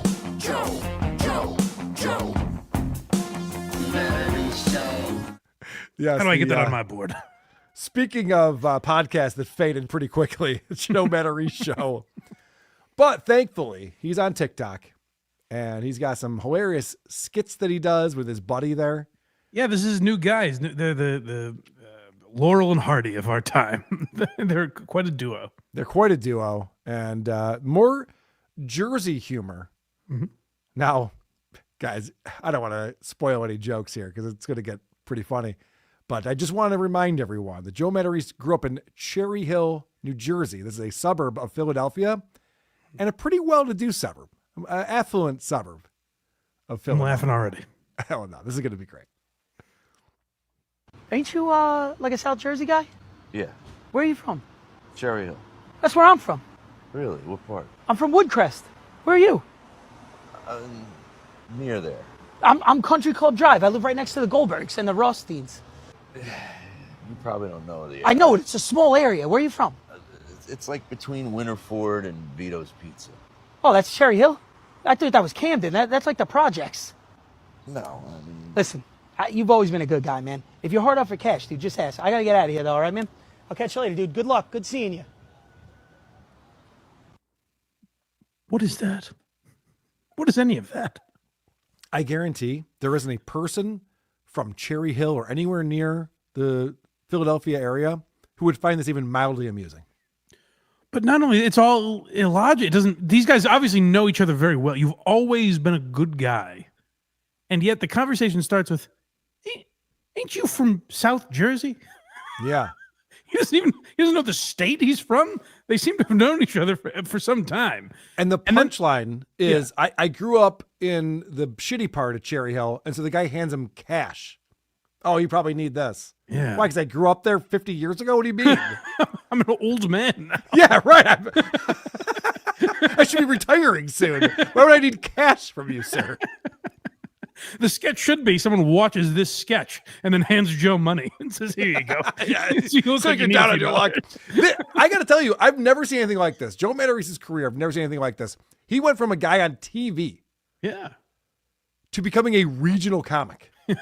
And being a regional comic is fine. There's a lot of guys. I'm sure you know guys in Boston that never really made it outside of Boston. There's guys in Rochester that do really well. When they're performing here, people come and see them. But they have no name recognition outside of this area. No one gives a shit. The fact that you can go from national television to the South Jersey guy, shocking.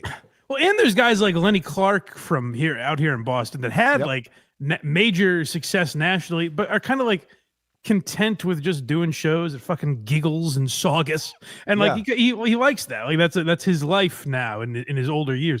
Joe hates it. And like he's doing this thing where he's both like accepting it and leaning into it, but also like hates it desperately and wants to get massive views so he can break out of that somehow. He's like leaning into it too hard. You know what I mean? like he's literally alienating any other audience. Every show he does is just about like growing up in Philly or South Jersey and referencing the exit number. Every joke is that kind of shit. You're just like, we used to go to this club, and that club was down in blah, blah, blah. And then we'd go over to this place. Remember you get ice cream after the game at this thing? You're like, There are jokes. There are very easy Boston jokes. Like you'll hear a lot of comics like come here or local comics, whatever. And very easy. This will mean nothing to you, but like there'll be some joke. Like if there's a girl who's trashed in the art, like, wow, what is she from Revere or something like that? Yeah. And it's just an easy local reference that people might laugh at off the cuff on stage. No one's scrolling through TikTok and like, oh, he is roasting Cherry Hill, New Jersey right now.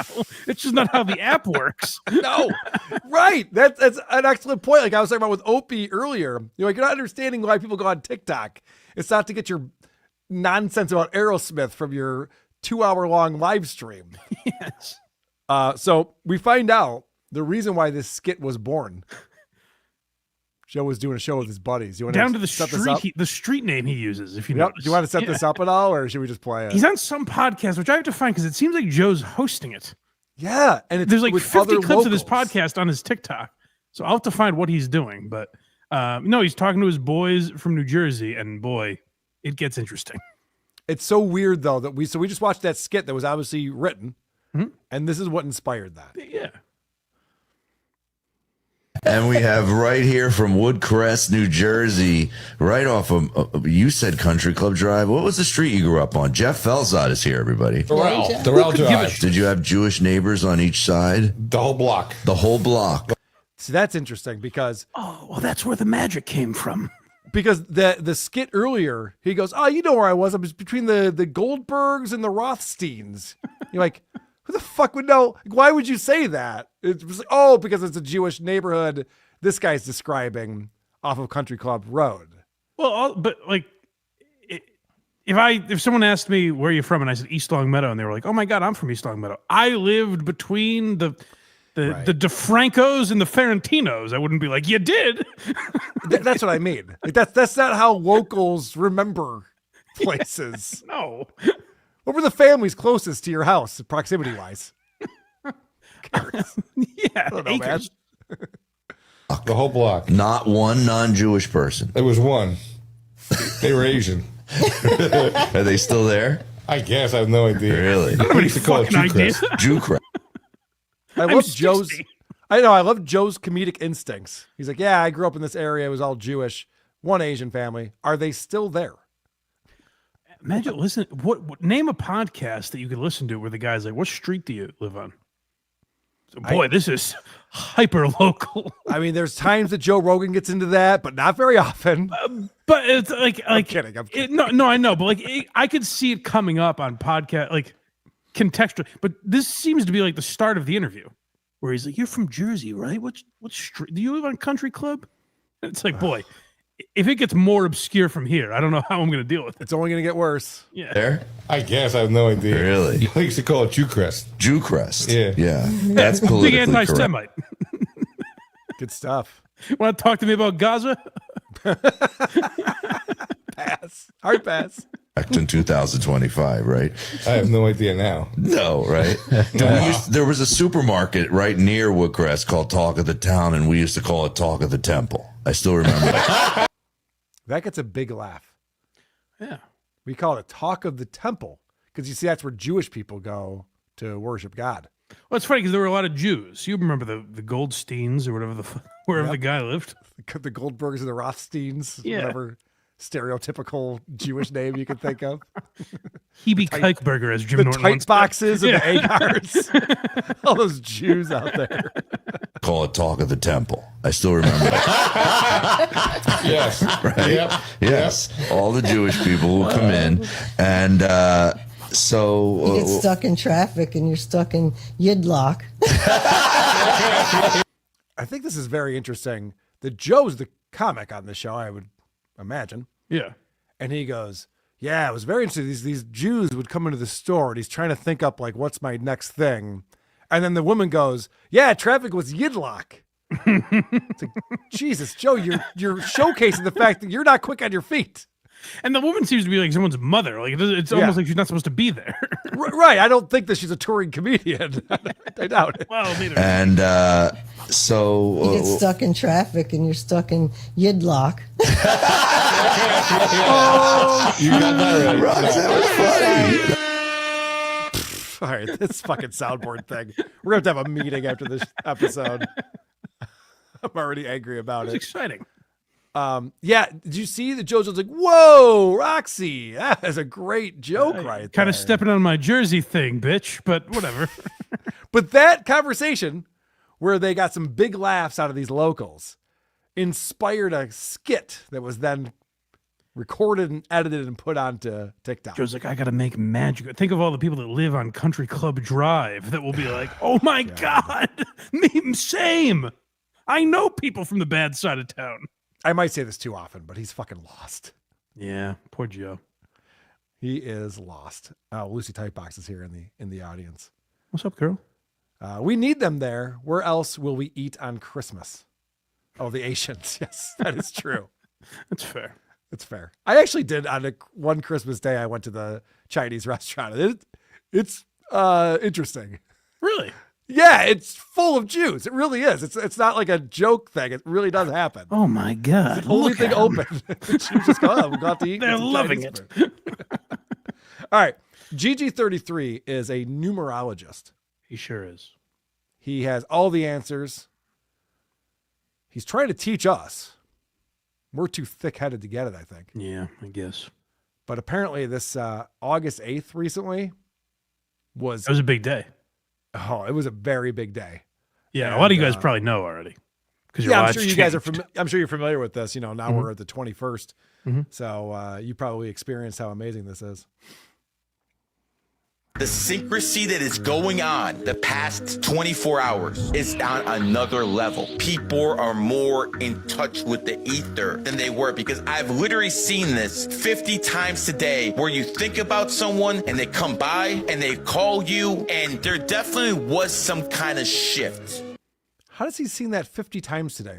Someone thought of someone and then they came by or called them. How do you even see that? Well, you just you can't really help from seeing it. It's all over. It's an epidemic. I guess I'm asking the wrong guy. Thought I would see things. The fuck? All right. That's the first ridiculous thing. Let's hear what else he has to say about this. On 8.8, I believe that we're probably to the point where we're being able to access information from the ether at a much higher frequency now. Probably. And a much higher frequency, like what, 106.7? How high a frequency are we talking about? And it's just so because that date happened, now we're all smarter? Is that what's happening? Like No, all able we're to... getting information from the ether quicker. It's almost like there was more bandwidth that day. Oh, good. Our download speeds increased that day. So just that day? Like, are we Spectrum down came now? in and said, you know what, guys? We're going to turn on the faucet and let you guys download things a little quicker. Cool. And if you're like a master number, this shit should be coming like clockwork. Master numbers operate at a different level than the 1 through 9. Dom was over here is a dog. Would I recommend that he has a advisor or a mentor that's a dragon? Probably not. There is one exception. Say that dragon's like a 33, then it's different. So if you're a master number, sometimes you can get around that enemy sign relationship because the vibration is so high. Sometimes it hits you harder. Sometimes you can get around that enemy sign relationship because the vibration is so high. Sometimes it hits you harder. Weird edit. Very weird. Like he's like, now I'm going to take things seriously here. Hi, guys. It's like talking in a song. There were two weird edits in there. First, it shifted to the master number thing, but then he repeated the same thing at the end twice. I guess that was an important part. But I got to be honest with you. I thought I was following this guy's train of thought. I thought I understood the numerology and how this all worked. And now I'm realizing I don't get it at all. I think you pointed this out the last time we talked about GG33, but this is the only numerology that's actually blown my mind. I don't know why it took me so long to realize. Isn't he just a 6? Isn't that how this works? Are you supposed to add the 3s together? Why is he a 33? No, okay, so this I do know. Fuck me. So the master numbers, if you add up to an 11, a 22, or a 33, then you're a master number. And by the way, 33 is the best of the master numbers. Boy, what a coincidence. So GG33, and of course G is the that's the best letter. Well, hold on. Now I'm blanking on why it's G. It's the 33 of letters. Oh, you're right. I'm so fucking stupid. Yeah. So you go through the alphabet 27, and then you go through it again, you get to 33.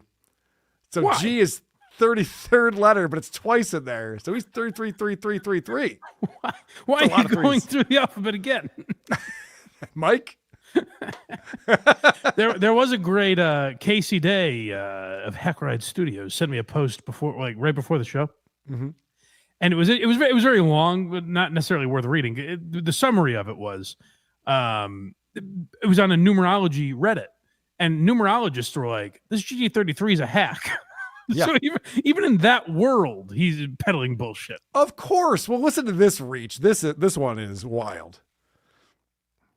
Not all 28s are rich, but what it is whenever a 28 needs money, somehow, some way it comes. You're not rich, but somehow, some way, whenever you need money, it just comes. You probably thought it was dumb luck before you met me. You're gonna notice that a lot of people who are in positions of power either are born on the 28th or their family members have something to do with that energy. This is insane. Or their family members, or a guy they saw at the grocery store earlier that day. There's some 28 in there somewhere, I promise you. I'm realizing this. My mom was born on the 28th. Oh. Why aren't you rich and powerful? Why I can afford this house? Why are you such a loser then? What's going on?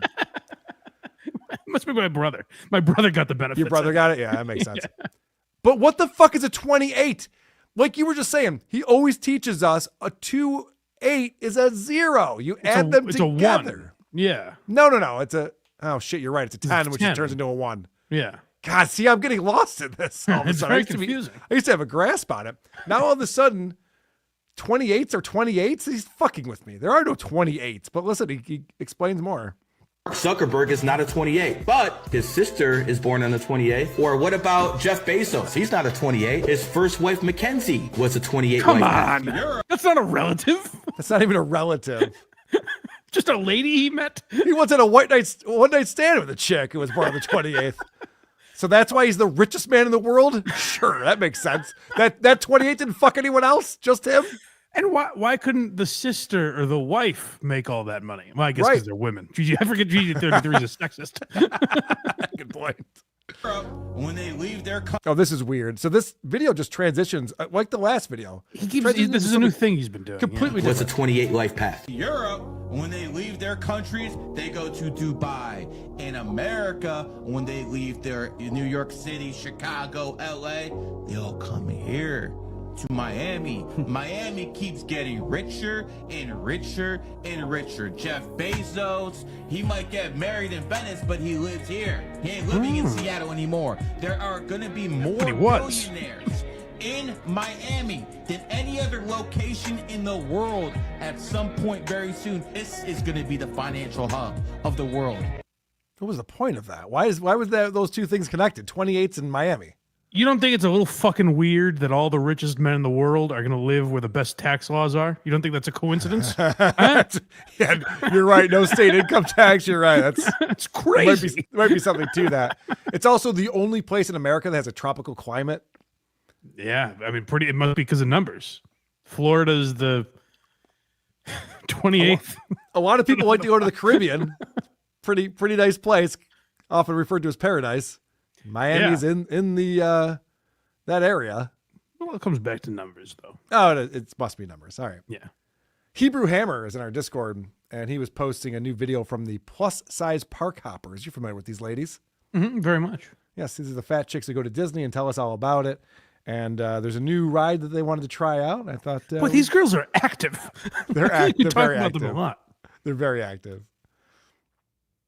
Have you been dying to ride Test Track at Disney World's Epcot, but you weren't sure if you'd fit? Hey everyone, we're plus-size park hoppers, and we range in sizes from 2X to 5X. Make sure you like this video and follow us for You know that 2X is such a bitch. She's just like, I could probably get laid tonight if I wanted to. They're like, that's all right. The pretty girl. Yeah, whatever, with all Sally. the uggos. Yeah. Let's go out and hit on guys who are just like, we don't want to do that. More plus-size Disney tips and tricks. Test Track is a thrilling ride that takes you through a series of vehicle tests, ending with an open-air joyride reaching up to 65 miles per hour. If you use a wheelchair or ECV, you are able to bring them through the queue, but you must transfer into the ride vehicle. The ride vehicle is a car with 2 rows of 3 seats with a... Okay. That's an important element of this. The vehicle, the ride vehicle, is a car with 2 rows of 3 seats. Think of it like an airplane. There's 3 seats in a row. Yeah. Okay. Now, when you get on an airplane, who do you want to be sitting next to? A slight of frame individual? Right. Or no one? No one's perfect. Yeah. Skinny people are great. Yes. small divider bar separating each seat. To board the ride, you will have to step down onto the seat and then down onto the floor as well. The safety mechanism for the seats on either side is a traditional over-the-chest seatbelt, much like the ones you use in a car. For the middle seat, there is a lap seatbelt only. If you think you might have a difficult time buckling your seatbelt, we recommend pulling the belt out and buckling before you sit down. Once you Like, I heard you snicker at that. You know, ever have a hard time buckling your seatbelt? Just the idea, like, if you think you're going to have a hard time buckling your seat, if I think I'm going to have a hard time buckling my seat, I'm not leaving the house. I'm not going in public. That's what I'm talking about. These fucking people are ridiculous. But she said something there. Buckle it before you sit down. How do you do that? Well, she was demonstrating in the video. So she's still standing up, and then she's bringing the seatbelt over all the way into the seatbelt, whatever that's called. Boy, it's a lot of work. It doesn't make any sense to me. I don't know why that makes it easier or better. I have no idea. time buckling your seatbelt, we recommend pulling the belt out and buckling before you sit down. Once you're seated, you can feed the slack back into the belt holder. This ride can get pretty jerky, but Deanna usually gets motion sick and did not have a problem with this ride. Getting out of this ride can be difficult because you have to be able to lift yourself up out of a low-seated position. Those of us sizes 2X through 4X are able to ride this comfortably. We hope that these tips help and that you enjoy the ride. Imagine one of these girls, like you're sitting next to them on the ride, and then they lean over to you and like, I get motion sickness. Come on, That's what I lady. mean. These fucking people are such assholes. Please, it's a row of 3 people across. Can you please not ride on this ride if you're a 4X? Yeah, It's going to be have very some- uncomfortable for the rest of us. Can you just have help some me out here, self-awareness. man? Yeah. They really don't give a fuck about inconveniencing others. That's what's so weird about these people. Yeah. Yeah. Like I said Also, before, self-esteem. Low self-esteem goes along. we need more low self-esteem. Also, this idea of stepping down into a chair. But just so you know, you have to step down and then sit down. That should not be difficult. Gravity's on your side with that one. Yeah. It's a pain in the ass for me, but I get it. Well, okay. Well, that's very different. These aren't blind park hoppers. Yeah. It's a little bit of a different thing. I'm excited to tell you that Woke Dad made a comeback. Oh, yeah. I actually checked on him before you sent me this earlier in good. the week because I wanted to see, like, I hope Woke Dad's back. So I got to see this video. Before we get into Woke Dad, though, I want to thank the people who are supporting us on this show. We have over 600 people here watching live. Thank you all for being here, and thank you for going to supertip.gg/WATP. Cyberganic comes in. You're from Spencerport. Here's some cash. Yes, I am from Spencerport. That is correct. Is that a rough part of town? It's a very nice suburb. Oh. It's very nice. Although I will tell you, my parents bought a house there in 1975 that I grew up in, and it cost $30,000. Oh, those were big bucks back then. Yeah, I mean, tell you what, it was a pretty cheap place to get a house back then. Nancram coming in with $5. Mike, please tell Carl who Vince Champ is. He buzzkilled my super tip yesterday. You know Vince Champ? I fucked up the Vince Champ thing. Please explain this to me. What? Oh, he was a great guy, legendary comedian. What he's best known for is there were rapes happening all around the country. Oh, and I referenced him. I couldn't remember his name. Yes, people started to realize, these rapes are all happening in the towns that this one touring college comedian is going to, and that man was Vince Champ. Yes, and it came up because we were talking about how there's a book out. A friend of mine wrote a book about Garth Brooks being a serial killer. Yes, I've heard about this. Okay, so apparently there's some kind of connection between murders and his tour schedule. And I was just like, oh, that's how they found out Vince Champ was a serial rapist. Right. Yes, exactly. It's a similar thing. Okay. I've never thought to look up Vince Champ's comedy. I wonder how he was. I bet he was decent. Yeah. He got around. He had gigs, yeah. He got a lot of gigs. He had a busy calendar, actually. Nancram coming in with $10. We Canucks learned our numerology from the great band Trooper. You're just a 3 dressed up as a 9. You're only wasting my time. A true feminist anthem. I'll have to look into that. Canada's got a whole other culture. Did you know that, Mike? I've heard rumblings. They're into all other types of music we don't even know about. James Q. Legend, Blind Mike, the DeFrancos deserve respect. Shout out Kyle DeFranco, one of the East Meadow's finest catchers. Text Hula, member for 2 months. Today I super chat Opie asking if he thought about your lawsuit. He said, I'll put up your super chat, but I'm not going to answer your stupid question. Why not? The lawsuit is a big deal right now. Why do it that way? I know. Why so handle it with stupid. such indignance? It's so stupid. He really should look into this lawsuit. He should be championing it, you would think. That's something. And here's the thing is, like, I know Opie looks down at your show, and I'm sure my show, and what like shows that talk about other podcasts or whatever. That lawsuit is something the Opie and Anthony show absolutely would have talked about. Oh, yeah. Like the idea that Stuttering John is suing, so even if they didn't know who you were, some podcast, but the fact that you talk about Opie, like Opie talks about you. There's a connection there. Yes, He's like, also suing Shuley, who also worked for the Howard Stern show. That's pretty wild. That's who Opie knows and has interacted with. Yeah, right. It's crazy that Opie won't talk about that. He just does not want to be interesting. He refuses to be interesting. We had a crazy segment on Opie yesterday on WATP. Adam Bush put together this presentation of Ron the Waiter talking about his family and the dynamics of it. His aunt committed, went to Greenland, I guess I'll say. Oh, no. Offed herself on Thanksgiving Day just to fuck with the rest of the family so they never had a good Thanksgiving ever. I like the cut of her jib. And Ron's going through all this crazy stuff that the family has done. And Opie's just like, all right, Ronnie, everyone's bored.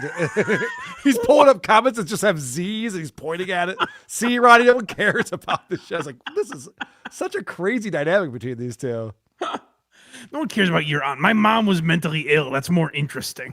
Well, then that's the worst part, because after Ron goes through all this crazy stuff about his family, he's like, well, your mom's a narcissist, right? You know, he goes, she had some good traits too. Anyway, we got to get going. Like, he just refused to give it the conversation any life at all. Oh, poor Opie. Such an asshole. Poor Opie. Well, he can't get out of his own way. He can't be interesting. He refuses to be interesting. Ben S., insert funny quip here. I'll have to work on that. And then James Q. Legend, funny quip redacted. Oh. All right. Well, the audience is getting lazy. I don't blame them. It happens. More like Carl Hamburg Gay with $2 says, the Garth Brooks thing is literally a YMH bit hack. Your mom says. I know they've talked about Garth Brooks for a long time. I don't know if that's where that started, but I know they did talk about it years ago. Well, if that's the first place you heard it, Carl Hamburg Gay, then that must be the origin of it. That's how that works. Very possible. All right. Let's head back over to TikTok because Woke Dad is back, baby. Sitting in my mobile coffee shop, making videos about my transvestite children for TikTok. The jingle gets me every time. It's good to hear it back. Yeah. All right. This is some dating advice. Yeah, it's weird because Daniel's leaving. He's posting like once every 2 weeks, basically at this point. Yeah, but there's never like here's why I haven't been around. It's as if like it's business as usual. Like this is just a generic woke dad post. I'm about to give you some real dating advice to help with the male loneliness epidemic. Give you an opportunity to date women way above your status. Are you ready for this? Make them feel safe. Give them a reason to feel safe. Don't be the quote-unquote nice guy. Show them who you are through your actions. Be emotionally intelligent and kind and respectful. I got to pause it right there. Okay. Couple things I'm confused by already. He goes, don't be the nice guy. Be kind and respectful. Are these all synonyms? What's going on? Don't be nice to them. Be kind to them. Because when you're saying something utterly useless, when you have really nothing of value to say, if you just kind of twist language like that, then it comes off to idiots. Like you're saying something interesting and important. Wouldn't it be better to say, you don't have to be the cocky a-hole that you think that the girls want. You could be kind and respectful. So he goes, don't be nice. Be kind. Also, what does he think feeling safe means? I can't even wrap my head around this concept. He talks about it all the time with the art studio and the disadvantaged kids, or I forget the word he uses. Why are all these people not feeling safe? What's going on? People who are on TikTok, the majority of their adult life, are not in constant danger. They're actually pretty privileged. Yeah. You're talking into your iPhone 16. We're all safe. What's going on? And fight for women's rights, because women are so used to traversing this world and not feeling safe. They're so used to being tuned in all the time for their own. This is wild. At some point, Daniel decided that he can speak for people who are not him. He can speak on behalf of women and trans children. Why is he the spokesperson? He's told us many times he's a super hetero, straight, cis male. And Also, yet he thinks he knows what women's experiences are. I get most women are more uncomfortable in a dark alley than a guy would be, or at a frat party or whatever the fuck. Sure. I totally get that part of their world is different for women than it is for men. Okay. But he's making it seem like women are constant. Like, if I go ask my girlfriend right now, she'll be in a constant state of fear. If you go ask Jenny Jingles, she'll be afraid. If you sneak up, she's just terrified all the time. That's what I mean. I'm offended for Jenny Jingles. Yes. The fact that he's explaining to me that how I need to treat people because women are afraid at all times. Like, nope, she's fine. It's the only reason they're with us. They're actually petrified of us. No, they're actually, she's fine. She's able to traverse this world, as he said. An idiot. Women are so used to traversing this world and not feeling safe. They're so used to being tuned in all the time for their own safety that if you can make them feel actually safe, if they can take down their guard around you, it doesn't matter if you're someone who doesn't make a lot of money, it doesn't matter what you look like or what you dress like, you are... That is true. I am living proof of that. Doesn't matter what you look like or dress like. Thank goodness. Yes, that works out well. It is a man's world. I give him that. Are extremely attractive to women way above your status if you make them feel safe. My partner is a director at an Ivy League college. She's got a PhD and 2 masters. She's brilliant and kind and beautiful. I'm a small town coffee shop owner with a high school education, and we couldn't be more in love because I make her feel safe. Ugh. I don't make any money. I'm not a handsome man, but I do make her feel safe. If she sees this video, and I don't know if she's following his TikTok, I assume she is, and she doesn't dump him immediately or at least force him to take this video down, I have no respect for this woman. She's a loser. What is she doing? Yeah, it's got to be, she's got to be as wacky as him, I would imagine, right? Because she's participated in some of these videos. She has, and he's linked to her TikTok from time to time. And not to get into Dan Alexander's personal life. That's not the idea here. Sure. But we did get an update from the Great Start Coffee Cart on Facebook. Oh, is that right? Oh, yeah. This was, I believe Record Lover posted this in our Discord.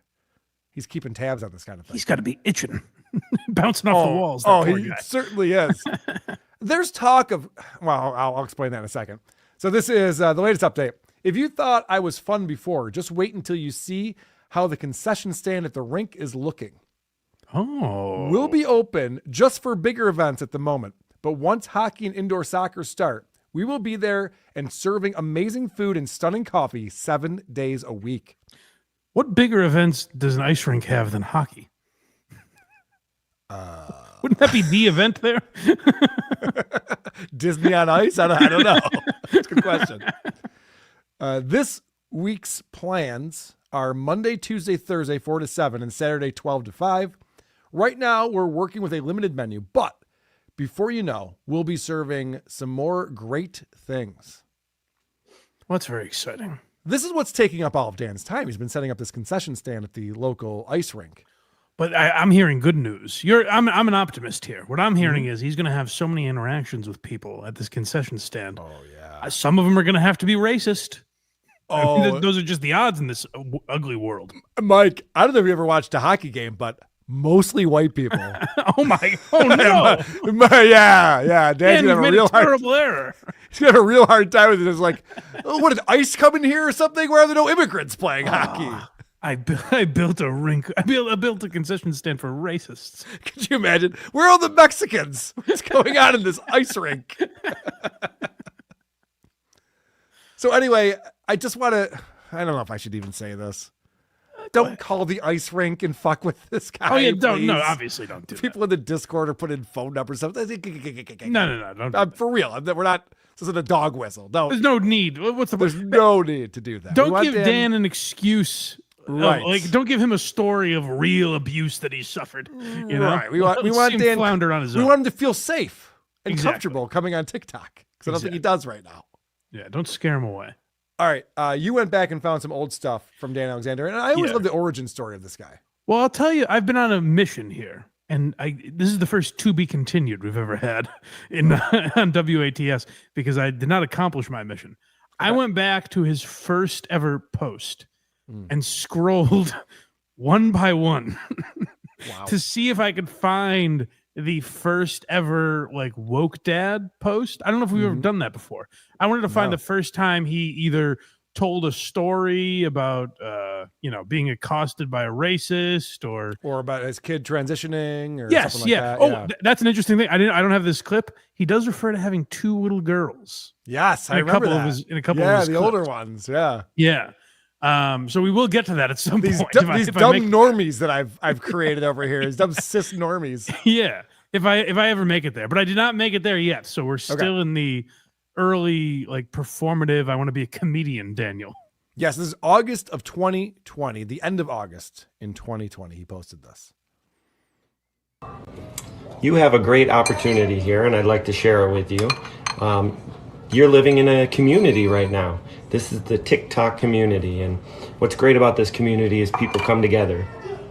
As I cook lunch for my kids here, people come together, they laugh together, they cry together, they share positivity, they love, they dance, they sing, and we have this amazing opportunity. So what I do is every time somebody starts following me, I take a look at their content. I see what they're made of. I see who they are as a person, and I see if I want to laugh with them, if I want to join their community, and I want. Are people really crying together on TikTok? I'm glad you said that was my hang up as well. I didn't want to stop it, but I was like, they come there to cry. Like, I go on TikTok for a few hours, I have a good cry, and then I go to sleep. That sounds terrible. But I'm not a chick, so I guess I don't go to places to cry very often. We cry together. This whole idea that this fucking guy thinks this is a community because he's posting videos, and I'll get into my analysis of this, but I just want to point out before we get there, he's pointing the camera directly at the ceiling light.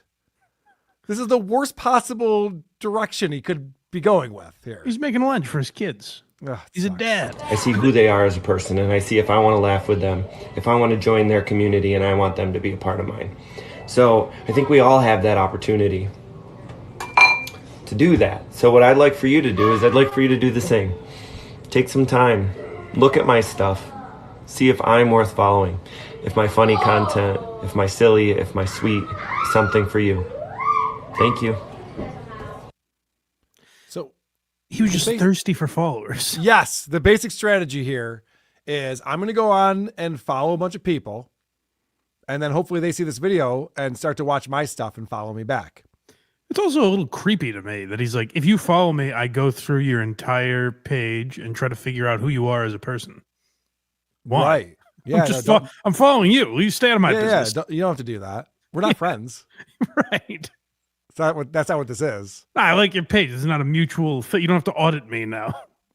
So he's going on and following as many accounts as possible, trying to get them to follow him back in order to build up his audience. And it's not a good strategy because they're not actual people who are interested in their content, in his content. No. I will admit, when I was early on Twitter, I did this. I'm sure I did things like this too. I remember I used to tag a bunch of like sports talk radio guys and stuff and be like, listen to my podcast. I'm a little embarrassed. I'm a little embarrassed about it, but I would find other like small podcasters and follow as them. we should be, but like it's what people do when they start. So like, I get that aspect of it, but what's just great now is seeing what Daniel became. That he's like this, warrior for justice. And back in the day, he was just like, please follow me. I just want followers. And it was not what it is now. It was not, I want followers to spread this great message that I have. If you go back, there's a bunch of posts that I skipped that are like duet where he's singing like some song in a duet, meaning like a video attached to some other video. Right. So it looks like they're singing together. We've seen those before. Yep. A ton of those. He does like comedy sketches. Some are just him, Dan being silly. Like, hey, I look really good right now. And it's like, oh, okay. So there was not this positivity that he wanted to spread back then. It was also before the GoFundMes and guys that give me money. Yes. And the Amazon wish list that he still has up. Yeah. Don't get me wrong. He's clearly a liberal. It's just not quite on his sleeve as much as it was. Right. Or All as right, much so as it became. This is from September of 2020. This next video. Excuse me as I look all a mess, but I'm moving. As you can see, this is a nice empty house. My name's Dan. I'm a small creator, and I love this platform. It's been super positive for me. I get good feedback. I get good vibes, and the community based around the TikTok world is spot on. Some of the best people that I've ever met. This guy needs a lot of support and validity from strangers. Yes. Yeah, there's a lot of that. We played the video. We might have played it at the live show where he was like, it's such a shame. Most of my followers are 10-year-old boys. Where are the dudes? Will dudes follow me? Yeah. What are you looking for? What is this need you need met through TikTok? It's not going to happen, man. It's weird. I had a little interaction with another creator, somebody who's inspired me, and I said, hey, if there's anything that I can do to push forward positivity, just let me know. I'll help. And he reached back and he goes, just do it. And I'm like, whoo. Wait a second. What did he say? What did he just say? I told them in the strongest of words to just do it. Yeah. I thought maybe you'd want to throw that in the intro. I didn't know if you'd ever find a good use for that, but I figured this man saying just do it. Yeah, That's my pal Carl can use pretty it. fun. Seriously? Why didn't I think of this? But so often you don't. So the way to help in positivity is to share positivity. Good videos, good positive videos, making people smile and laugh. Kind, thoughtful comments. Well, he's gotten away from that too, because we've seen recently where he's talking about how if you voted for Trump, you're a bad person, and he stopped talking to people in his life because of the decisions they made. And 3 posts down is about Chuck Schumer. There's a lot of laughs. Right. Yeah. He's definitely changed his stance on his approach to TikTok. Yeah. Not a lot of laughs these days, unfortunately. All right. Now, you called this the rise of woke dad. This is also from September of 2020. Yeah, so this like I said, I had a story arc in mind, but this is where you start to see this is the first real inkling I found of the woke dad we see today. This is 5 years ago almost. Yeah. We're going back to. So I've spent today being very real with you guys. Not that I'm not normally real, but a little more than normal today. I've just let you see me. Not many duets. Not many. I want to point out, so he's wearing a ball cap, I think. I don't know. It's very zoomed in on his face, but he's definitely shirtless. Okay. And it looks like he's like laying down. And this is, by the way, remember, you know how he's always like, this started as a way to connect with my kids. Right. You pointed out these posts start in like July of 2020, and we're now in September. So within, I don't know, 2 months, 3 months, he's already shirtless, whispering to do you guys want to follow me? I've shown you myself. He's Will you follow me also now, please? acting like he's just like, I can't sleep. I'll just do a TikTok video. Meanwhile, I can see the reflection of the ring light in his eyeballs. Like he set up his studio for this. Oh, really? Yeah. Oh, So he's full of shit. Oh, damn. More than normal today. I've just let you see me. Not many duets. Not many funny videos. Very heartfelt things. And I think I need to share this because I'm laying in bed and I'm not able to sleep. And it's not because I'm worried about things or have things on my mind about me. It's because I'm genuinely worried about the mental health of others. And as I sit here, I'm kind of contemplating something that makes a lot of sense to me. I have to point out that if you're not sleeping because you're worried about the mental health of others, you're mentally unhealthy. That's not a good thing. Doc, I just can't sleep because I have all these voices in my head telling me the world is terrible. You know, because so many other people are sad. Right. This is got nothing to do with me, obviously. This is horrific. And I get it. September of 2020, we were still in the pandemic. It was a wacky time. Yeah. It was a wacky time to be alive. I wasn't worried about others. I was more pissed off at politicians, but that was just me. Sometimes people haven't done a lot of positive things to enhance your life. And even though you might want to worry about them, they haven't afforded your energy. So laying here in bed and worrying about them and expelling your energy on them, sometimes that just needs to be let go. Wait, why are you telling me a lesson that I already knew? Why is he giving me this lesson? He's the idiot who couldn't figure this out. By the way, it's really dumb for me to be laying in bed and not sleeping because I'm worried about other people that I can't possibly help. Yeah, this is also weird.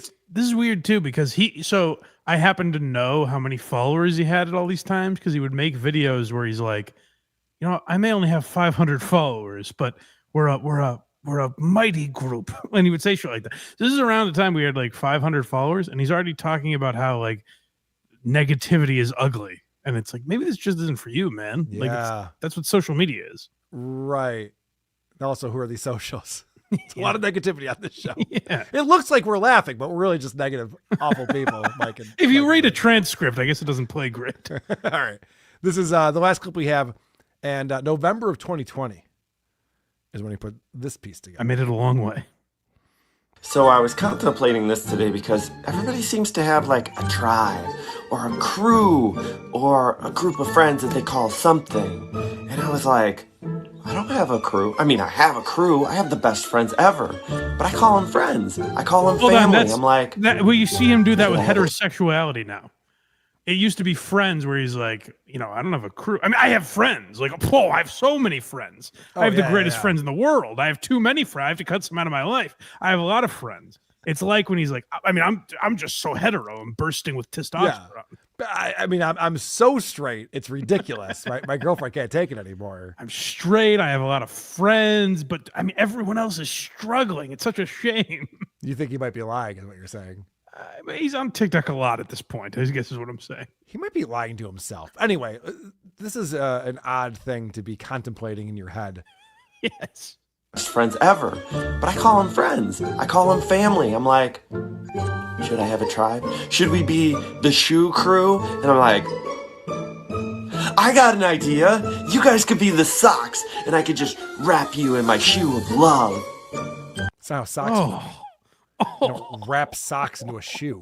What do you mean? By the way, Shoe Crew is great. We got it. It's not going to get better than that. This is the Shoe Crew. Great. Shoe Crew is not bad. So that's what here's the line. It's like this would be like if I took Gearhead seriously. Right. Like it's just a stupid thing, play on my name. Like it's ridiculous, obviously. These people aren't obsessed with actual gearheads. It's just funny. Daniel is taking it seriously, like, you guys can call yourselves the Shoe Crew, and you'll be my socks. And you'll be wrapped in my shoe of love.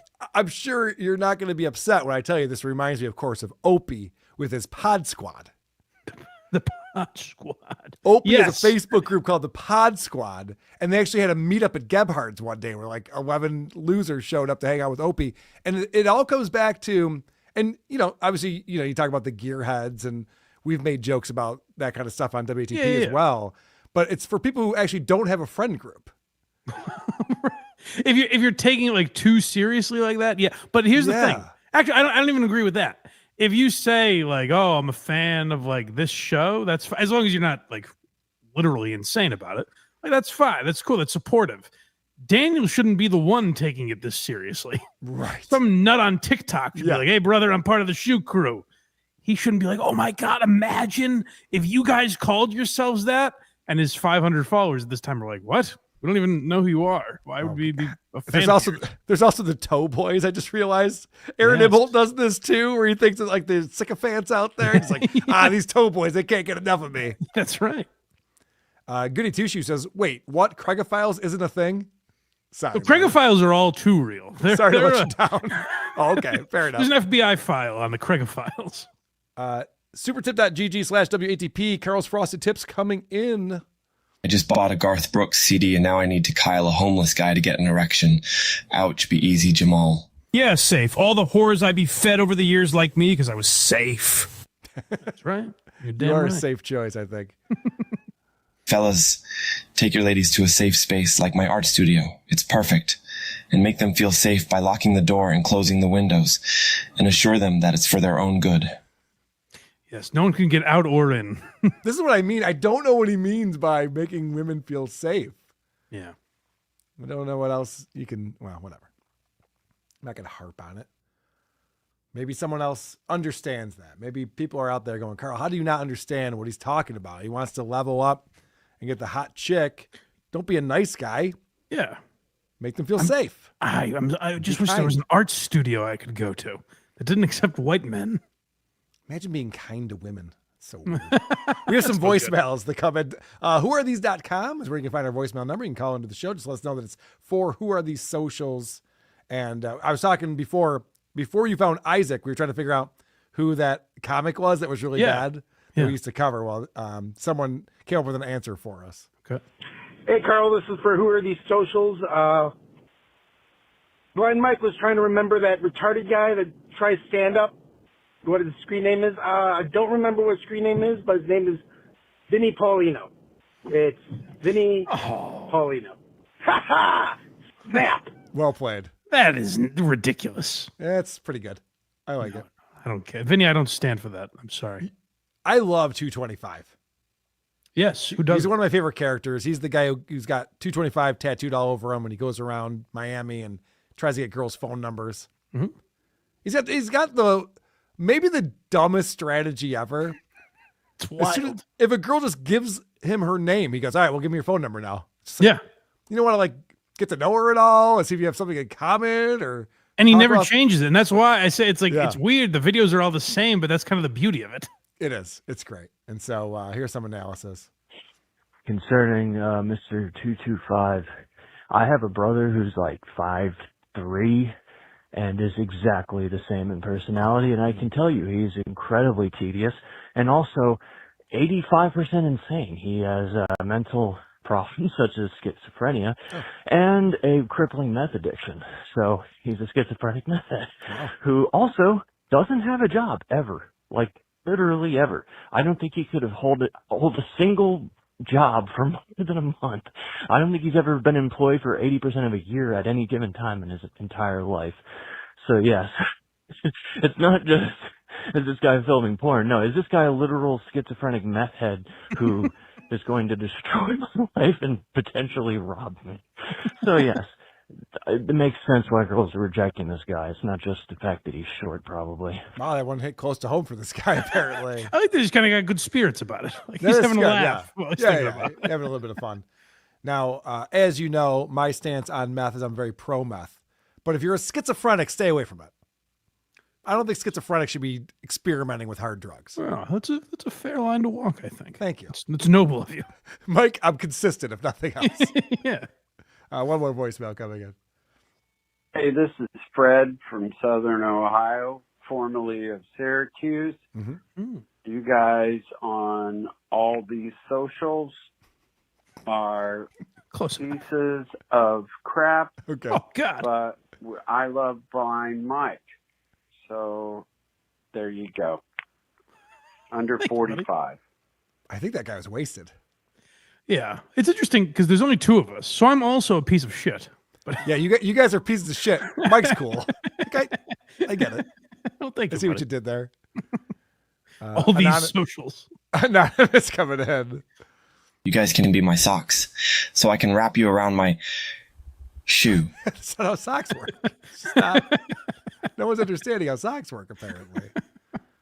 There's something that's easy to understand, easy to comprehend, and that is a website called blindmike.net. Calm down, guys. Yes, if you go to blindmike.net, that's where all those people are. And you can become a gearhead. Imagine that, guys, and I will wrap you up in my shoes, and it'll be very exciting. If you want to become a member on Patreon or YouTube, as little as $5 a month. You get early access and bonus content. You can watch the test show we did on Sunday. You can watch the new Why You Laughing we did. We went back and watched Joe Rogan versus Mark Maron on WTF 14 years ago because Maron's been on a tour just bitching about Joe Rogan. And we learned 14 years ago his problem with him was exactly the same, except he used Fear Factor instead of Donald Trump, basically. So it was a fun episode. It's a great episode. I loved that Joe Rogan's responses were all perfect. Yeah. I love that Mark Maron's just like, don't you think you're contributing to the dumbing down of society by hosting Fear Factor? He's like, no, it'd still be a show if I wasn't the host. It's hot dog. Rogan's best argument was it's hot dogs. Yeah. Sometimes you want a hot dog. Smart people dog. can eat hot dog, or thin people can eat hot dogs once in a while. Right. Smart people can watch Fear Factor. You know. But yeah, I thought Rogan was very good in that. It shows you Maron's kind of bitterness. And we'll be live back to our normal free Sunday at 10 a.m. show. We were testing it out last week. We also did another show on Tuesday if you missed that. But blindmike.net is where all those links are. That's basically what I'm saying. Silent Shape says, Control Freak Carl, mad at Mike sounds. No, he was playing basically the Aaron Imholt fucking applause thing. And I might as well just get Aaron to co-host the show with me if that's what you're going to do. You know, two can play at that game. Fuck you! I only have 6. I was going to say, I think I have a lot more than you do. So, I mean, what's the interesting part? Anyway. You're a stupid dumbass. All right, that's enough. That's too much. That's our buddy Blind Mike. Be more funny. He's doing fine. Come on, He's good. guys. He's very good at this. I tangoed with the wrong. This is going great. All right.